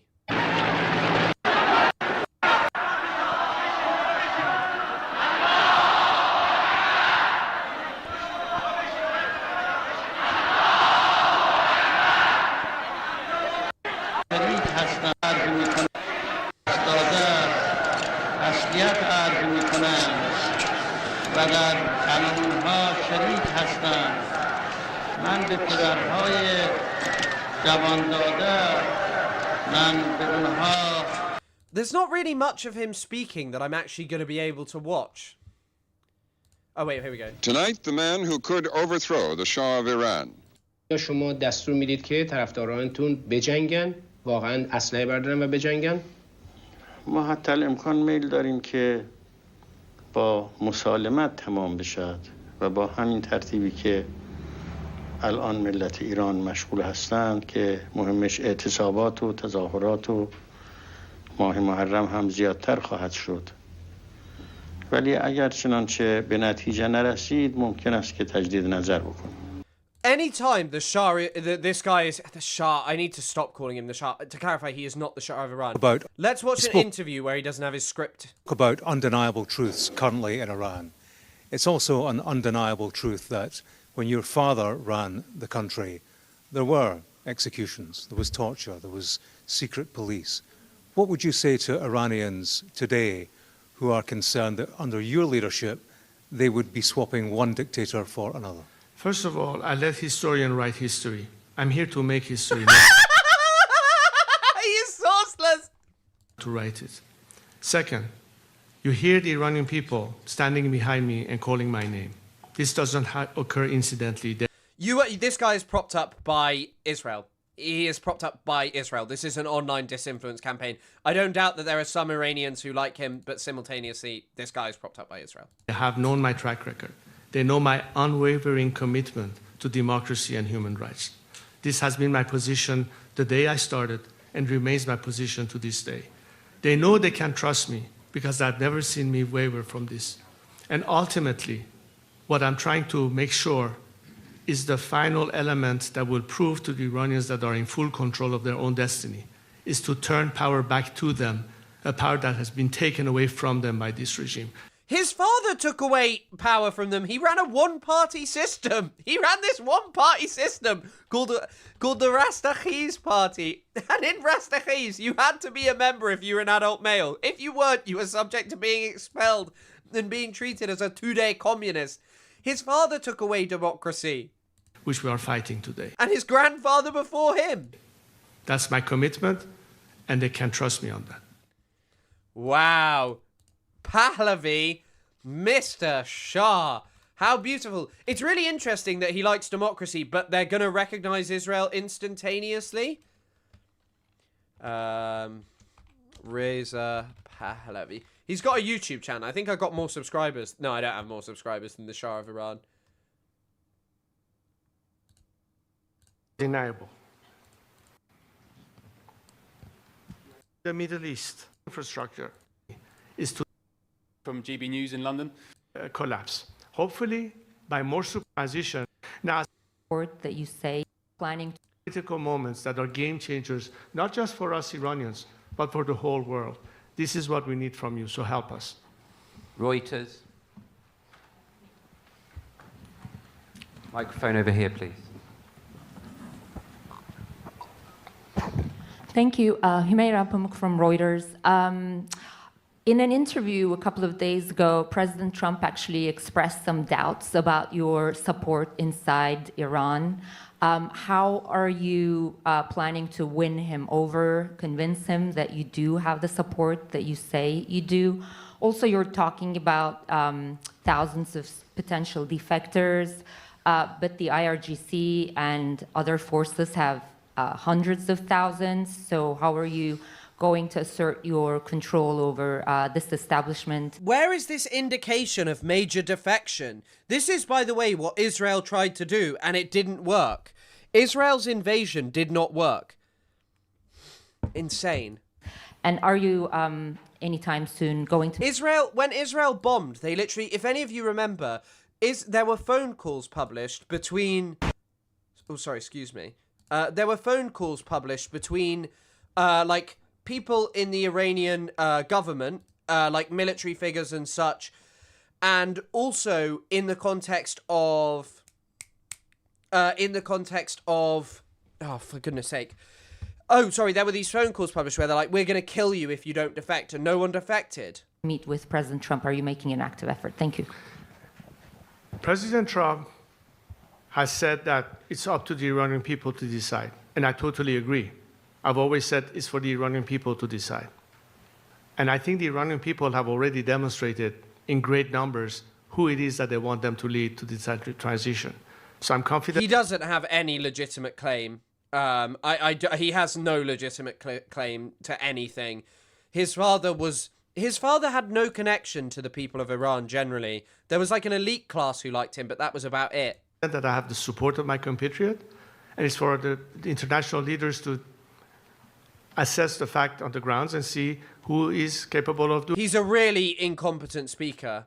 And by the way, it's not like Khomeini, where I was going to say like, oh, well, Khomeini was speaking in Farsi and he sounded more competent. But this guy has basically spent his whole life in America. Doing that, I believe I can, and I have the Iranian people's support. And of course, if anybody in the world is willing to help the Iranian people achieve that goal, that's what I'm trying to do, to help them liberate themselves and attract as much support as I can internationally to be behind the Iranian people this time and on the right side of history. Now, as far as the defection goes, this campaign has started months ago. We started this, in fact, I announced it in another press conference I had in Paris a few months ago. Some of you might have heard about it. At which point we established a system whereby people who want to defect or want to access us or want to indicate their interest to join with us have a secure means of communicating their intentions to us. Since then, tens of thousands have applied. Many of them are from the security forces in Iran, police force, military, IRGC, and we are vetting them as we're speaking. And the mechanism for defection does exist, but most importantly is the principle of having an exit strategy. And on that I've said, anyone whose hand is not soiled in the blood of the Iranian people will survive regime change. Your parents are soaked in blood. Your parents' hands were soaked in the blood of the Iranian people. We're not talking about de-Baathification. We're not talking about the disaster of post-Saddam Hussein, post-Gaddafi collapse. We're not going to have a failed state. And for me to be able to guide a smooth transition, I'm counting on security forces to be the element that keeps the country secure, protects people's lives and their livelihood, and be part of the solution. As a result, we have already seen people indicating their cooperation. We have already seen elements that refuse to be used as an instrument of repression, which is why the regime is now, as we speak... He is really incredibly boring, like genuinely. ...importing elements from outside the country to be the instrument of repression, as they're running out of their own forces to do that for them inside Iran. And all of this is the indication of the beginning of that collapse. Hopefully, by more support from the outside world, by a determined strike on the regime's elements that are the instrument of repression, as I stated in my opening remarks. It's also crazy to call for strikes when you don't live there. And it was very clear that Israeli strikes previously and American strikes were not good for fomenting regime change. It's not like you can't even cite a precedent for this. They struck hugely in June of this year, and it didn't work in fomenting what is happening now. Like, how do you think it's going to work? Why do you think just killing a certain amount of people in the IRGC is going to change anything? And I don't know, this flag is pretty good. In my opinion, that will expedite the process and will also... Although there is something to be said about this flag and its relationship to like masculinity and stuff in Iran, but something that I don't remember. Increase the number of defections to be more rapid, so that we are not faced with remnants and pockets of resistance as much as possible. There's never going to be 100% defection, but there comes a point where the regime sees it's futile, and hopefully by then Khamenei will be joining Bashar in Moscow and will be rid of him. It's also really funny to be like, Khamenei will be fleeing to Moscow. Your father fled to Rome when Mossadegh was in power, and he fled again when Khomeini came to your country. Your father is the coward who fled away. You are the offspring. You are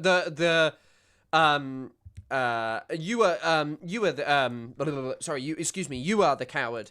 I talked to one of my co-workers who grew up during the revolution, and he thinks Pahlavi is a good choice. Interesting. I mean, grew up in Iran during the revolution. There are people, of course, of different opinions.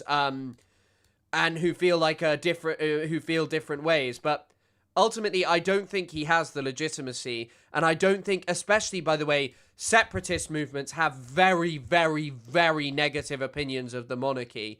Kurds, Baluchis, many people who were oppressed, Kurds particularly, were oppressed by him and his family. Yeah.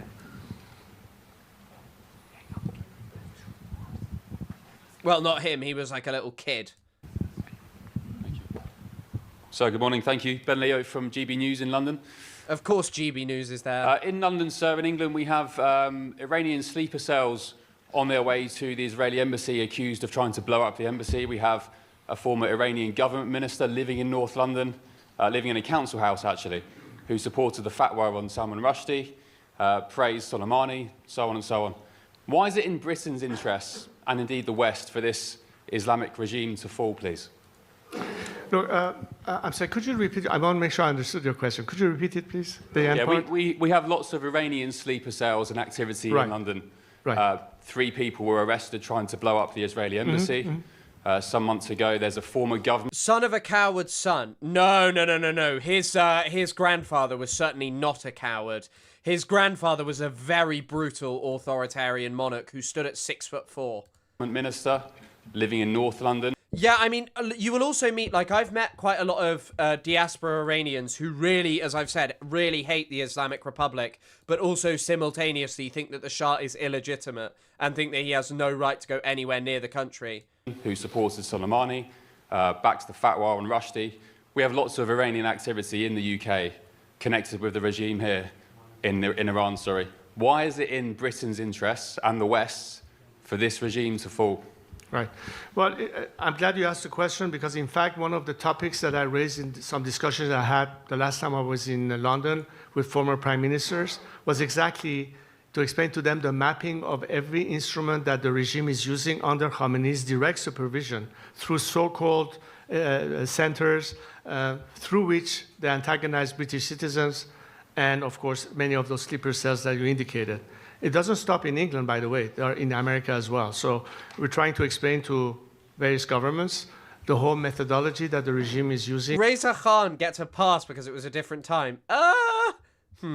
With assets they have on the ground in respective countries, not to mention money laundering that goes on in many countries, including in Great Britain. So there are many ways that they can push back against that and protect not only the citizen. Please reiterate to my UAE paid up... well, I don't know if GB News is sponsored by the UAE. Would just make the assumption that it is. Who knows? Sorry, GB News. I'm not insinuating that. Who knows? But yeah, right. I'm actually going to leave this because this guy is so boring. Let's talk about Trump. Now, obviously, Trump was very much saying we are going to strike Iran. That's undeniable. Trump was talking about locked and loaded. He said that help was on its way. But then all of a sudden he changed his tune and said that the killing had stopped. And that basically this meant that they were no longer going to do it. The president.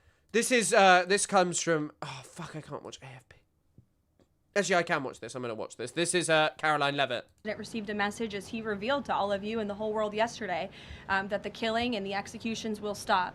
And the president understands today that 800 executions that were scheduled and supposed to take place yesterday were halted. And so the president and his team are closely monitoring this situation, and all options remain on the table for the president. So, I mean, it's a real turnaround, but there are a few explanations going on, and these all come from different news articles. So, Israel and Arab nations asked Trump to refrain from attacking Iran is one. You then have this one by the... hold on, this one's just loading. I apologize. Christ. Where is this one? Arab governments believe US-Iran de-escalated. Okay, so apparently there were intense diplomatic efforts by Saudi Arabia, Qatar, Oman, and Egypt, as well as Turkey, and they are apparently urging restraint on the basis of regional blowback. The other article also suggests that Israel is involved because they were worried about the consequences that might come of there actually being a strike in Iran at this time. They thought maybe Iran would respond massively, set the Middle East on fire. But there is also a suggestion in a multitude, I believe this one. So there's a suggestion in here as well of something pretty significant.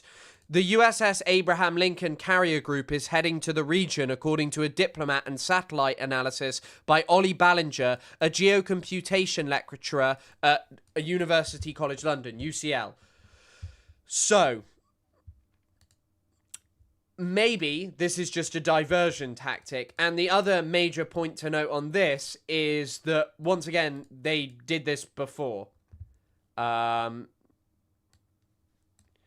Trump misdirected the strike on Iran. He spoke previously about 2 weeks in June of last year. He was saying, no, we're not actually going to do this. We're not going to strike Iran.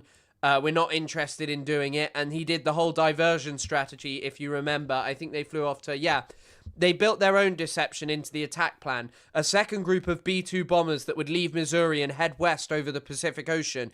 If you remember them, people were interested in... People watching this were like, oh, they're not going to strike Iran. This is happening. They're going towards Guam. These are the things that are potentially going to happen over there. But yeah, it didn't look like they were going to strike Iran previously. And then they did. And this time, maybe it's the same thing, because Trump is really in a corner. Of course, he said they were locked and loaded to strike Iran, but then they didn't strike Iran. So who knows? Who knows whether they actually will? It remains to be seen. And making these guesses is also complicated by old tweets. So this is from Trump. This is an old archive of Trump's tweets.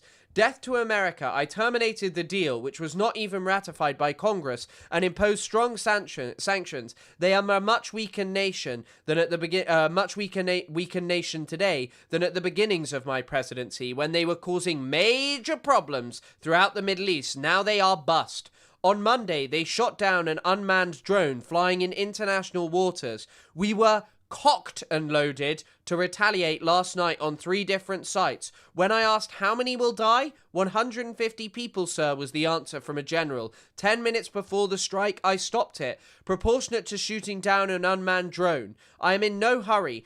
Our military is rebuilt, new and ready to go, by far the best in the world. Sanctions are biting, and more added last night. Iran can never have nuclear weapons, not against the USA and not against the world. Yeah, I mean, I don't know if it's a fake. It really does remain to be seen whether it is a fake. I think that there are some reasons to believe that it is a fake, in the sense of, like, okay, Trump has done this before, but this is and this is from that example. But then there is also this even older article, as I'm just mentioning now, in 2019, which is where Trump just kind of shut it off at the last minute. This pissed off, by the way, Lindsey Graham. And yeah, I don't know. Sorry, it's Lindsey. Lindsey Graham and Mr. Bolton, who left the White House this month in part over disagreements over the aborted strike. And then what they did instead was basically move towards a cyber attack on Iran. And I don't know why they said cocked and loaded. I don't know. Trump seems to have advanced a bit since his last presidency, or someone has more right to go over his tweets, because now he said he was locked and loaded. So Trump, I'd rather go through Truth Social, but anyway, Trump said that he was locked and loaded on Truth Social. He also said help is on its way to the Iranian protesters. He said if they killed anyone, that there would be an assault, that he would get involved, that he would do all of these things. However, none of it happened. None of it has happened thus far. And it would seem... Oh, sorry, you couldn't see that. You can see it here. He said, locked and loaded and ready to go this time. He said, help is on its way.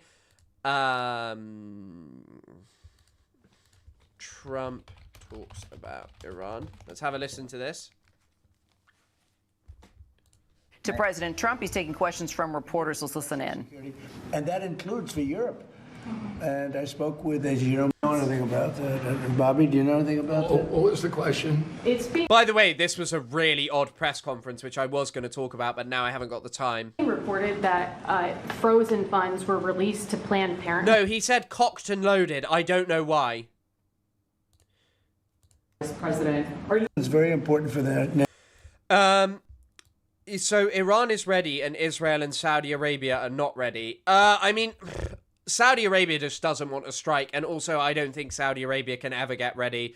Saudi Arabia's proximity to Iran and Iran's success. The Houthis are less of an issue for Saudi Arabia now because of like their drawing in closer proximity to them. However, also, it's just impossible for them to prevent attacks on oil facilities because the Houthis were able to strike it. Iran have way greater capacity. Correspondence, but they all take on just sort of plan for executions. Won't take. So here's Trump talking about it. But yeah, Saudi Arabia is always going to be in a difficult position vis-a-vis this. Place. Here's when Iran are cocked and loaded. He said just moments ago. We've been told that the killing in Iran is stopping, and it's stopped, and it's stopping. And there's no plan for executions or an execution or executions. So I've been told that a good authority. We'll find out about it. They claim that there were going to be 800 executions, which I don't know where that's come from. I'm sure if it happens, we'll all be very upset, including you will be very upset, but that's just gotten to me, some information that the killing has stopped, that the executions have stopped. They're not going to have an execution, which a lot of people were talking about for the last couple of days. Today was going to be the day of execution. Yeah, also, in this one, it mentions, in the oldest one about where they pulled it off, Trump was briefed on things like an immigration crisis, refugees moving over, going out of Iran and all of this stuff. There's a lot of things to talk about here, and a destabilized Iran is not necessarily going to return Pahlavi. This is kind of fantasy. This notion that Pahlavi is definitely coming in, that they know what's going to happen in Iran. They don't. And what's with the milk? Oh, incredibly stupid stuff. Wait, I am not going to talk about the milk stuff, but I will talk about one thing, which is Trump talking about whole milk not being spelt with a... School-age children or non-fat milk options. That was changed during the Obama administration. A lot of people disagreed with it at the time. With this legislation, schools will finally be able to expand their offerings to include nutritious whole milk. It's actually a legal definition, whole milk. And it's whole with a W, for those of you that have a problem. Most he really liked saying that. of the media will get that. This is the perfect follow-up to the new real food pyramid, and Secretary Kennedy and Secretary Rollins announced that last week. You probably heard. He was really on a campaign during this press conference. So it started off looking like he was asleep, by the way. I'm going to have to turn this up. Things that are absolutely essential for bone development and for teeth. But as a neurosurgeon, the thing I really like is the brain, what it does for the brain. So Trump looks like he's basically fallen asleep, but listen to this. You know, the brain starts to develop right after conception and adds millions of neurons every single day. It's a really odd press conference, by the way. This, like, a weird bald guy sweating his nut off, like, looking around, and then Trump is going to say some amazing stuff. There's also a bit where it looks like he might have farted, but... To do that right up until the mid to late 20s. Now, it's important what that brain is getting during the development. Is it getting soda or is it getting milk? So milk would help your cognitive ability. Absolutely. You can He's interested now. Tell who's been take a cognitive test. I've taken a lot of them. I've aced every one of them because I drink milk. It's good for it, and it shows. Do you consider that the things? very bizarre press conference. But yeah. So Trump is then talking, obviously this is back to the cocked and loaded, but it's a really interesting bind, to be honest, for Trump, because basically the thing's pushing me towards the notion that Trump won't strike, and it's interesting because if you look up here, an abrupt move that stunned aides, inside Trump's aborted attack on Iran, it mentions here that Trump talked to Tucker Carlson in the days leading up to the strike in 2019 that was aborted, and Carlson had his ear and was like, please don't do that. You've promised to get us out of endless wars, not start a new one.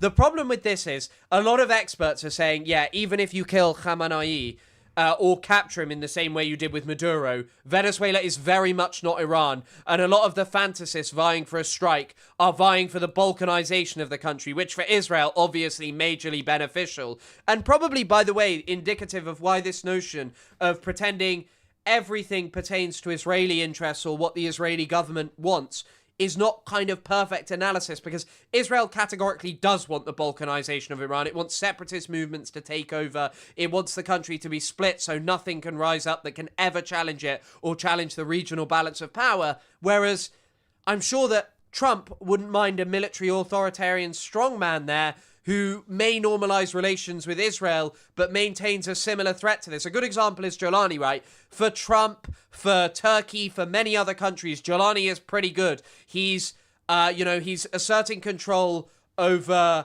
Tucker Carlson. Over Tucker Carlson. He's asserting control over Syria. Giuliani is asserting control over Tucker Carlson, most definitely. But yeah, he's kind of good, but Israel don't like him. Trump wants normalized relations with him. Europe want to lift the sanctions. I think the Caesar Act is already lifted. And yet for Israel, that's not good enough, because Israel wants to control Mount Hermon. There's no full Kurdish state in Iran. No, there's like a Kurdish ethnic parts, but they want the Balkan. And Syria may still be in chaos, but they have their military strongman backed up by Turkey there. They're pretty happy with that, whereas Israel wants a fully Balkanized Turkey. That's why you didn't see major support for like the movement of the Druze to kind of secede and become part of Israel from America, because America, he really likes him. Trump really likes him. The main problem for Israel, as I said, is that like Shara is Jolani Ahmed al-Shara is very much I've dropped my microphone. Is very much willing to cede the Golan Heights, but he's not willing to cede Mount Hermon and anything that was taken after the fall of Assad. So it's this really complex situation in which Israel wants one thing, whereas America doesn't want that. America doesn't want to just destroy Iran and destabilize it entirely, although it probably will and wouldn't cry about it and has done it over and over again. But Israel is much happier to pull the trigger in that, because obviously Israel isn't going to have a huge influx of Iranian refugees. In fact, it may actually get the small amount of Jewish people who live in Iran to move over there, depending on what comes over next. It's just, it's a really interesting scenario, but Trump is obviously in this bind because he said, oh, we're locked and loaded, we're going to help the protesters. Although I will say, for Bush Sr., that didn't matter. Bush Sr. told the Shias and the Kurds to rise up against Saddam Hussein. They did, and then he didn't support them. He left Saddam to just go in and massacre them, carry out huge violence against them. But it's really this interesting situation, and Tucker Carlson was at the White House recently for that meeting of all the bizarre oil executives. Where's the photo?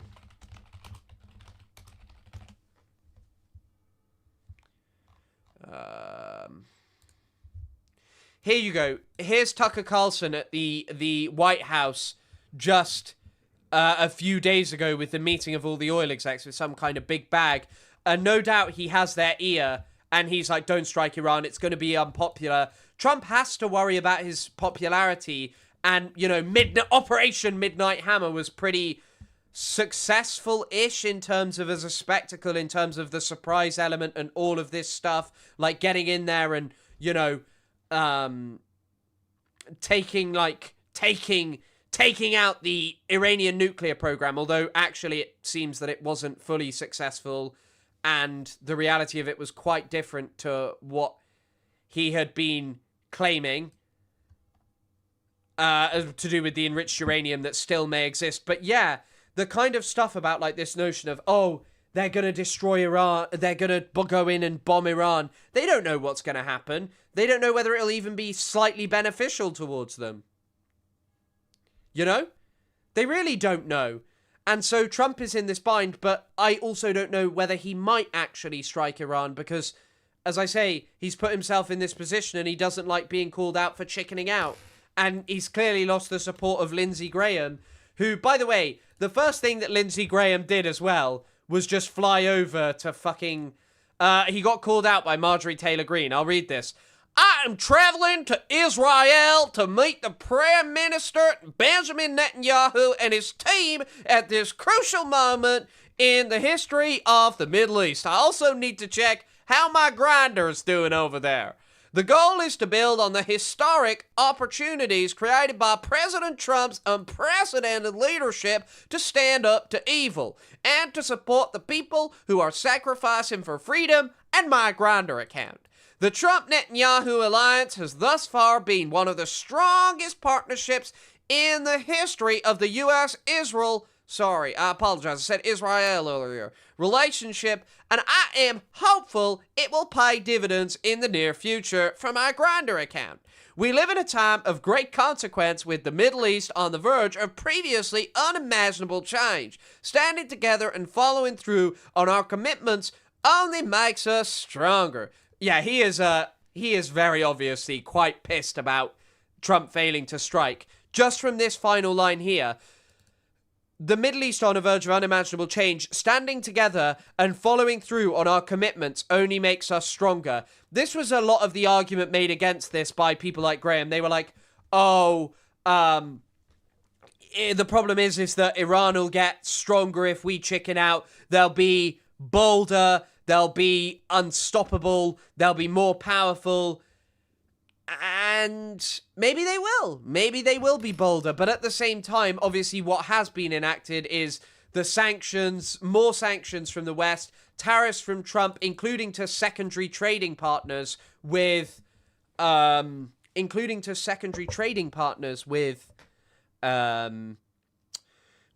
which is a threat to actual allies of the US, like the UAE, which is no doubt why they don't really give a shit if Iran gets bombed, and also because they want a Middle East that's dominated by them and, you know, they want to control it entirely. But yeah, I mean, what I will say is trusting in experts' predictions and all of this stuff is a bit difficult.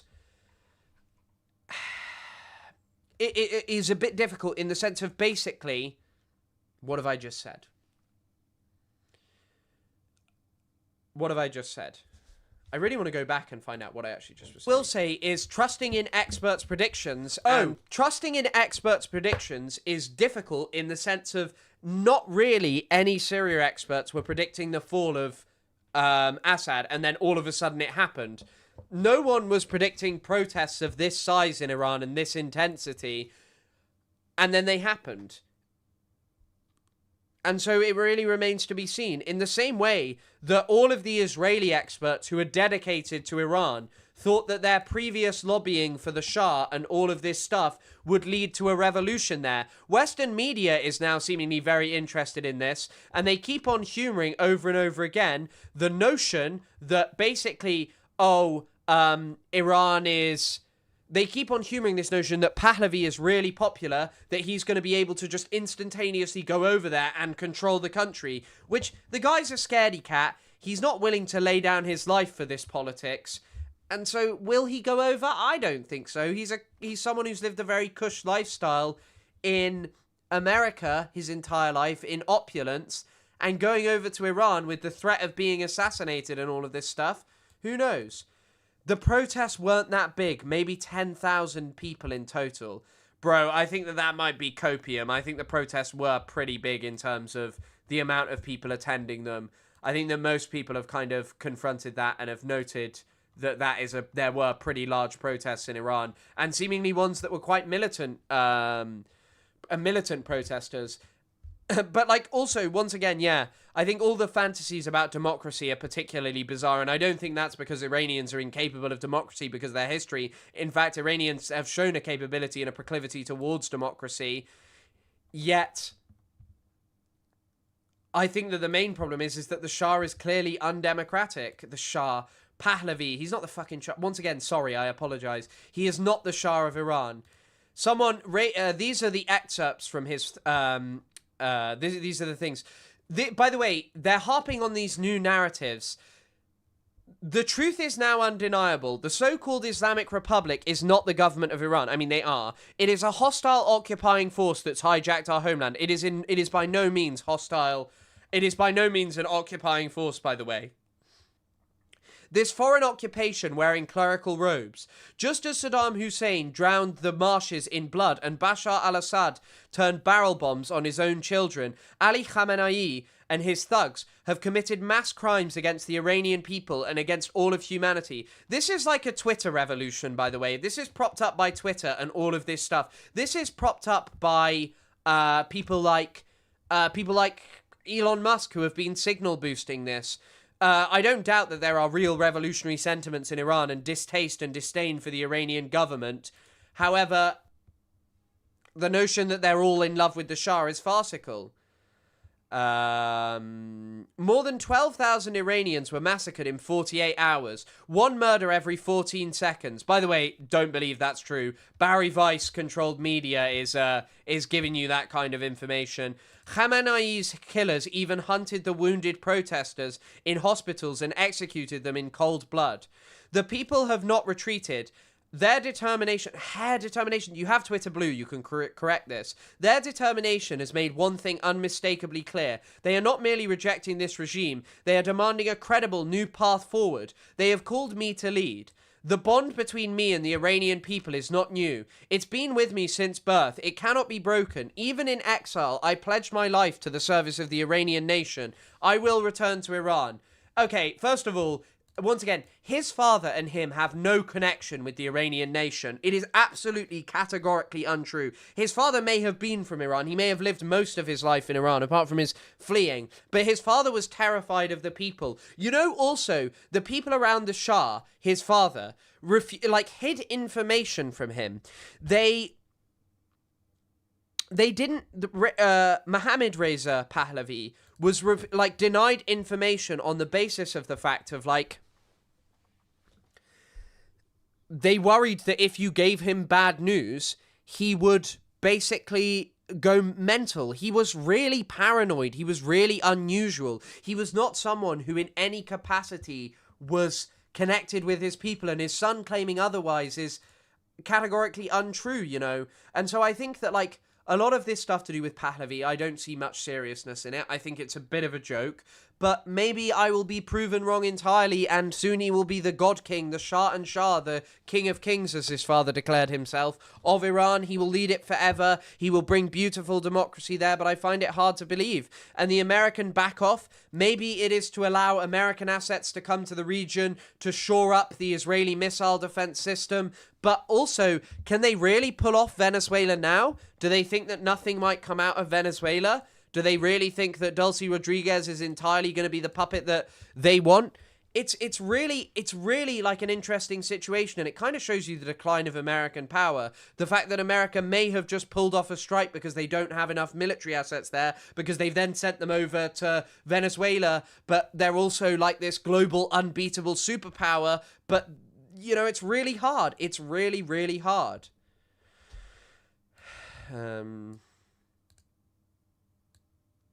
Yeah, his father's white revolution and all of that kind of stuff.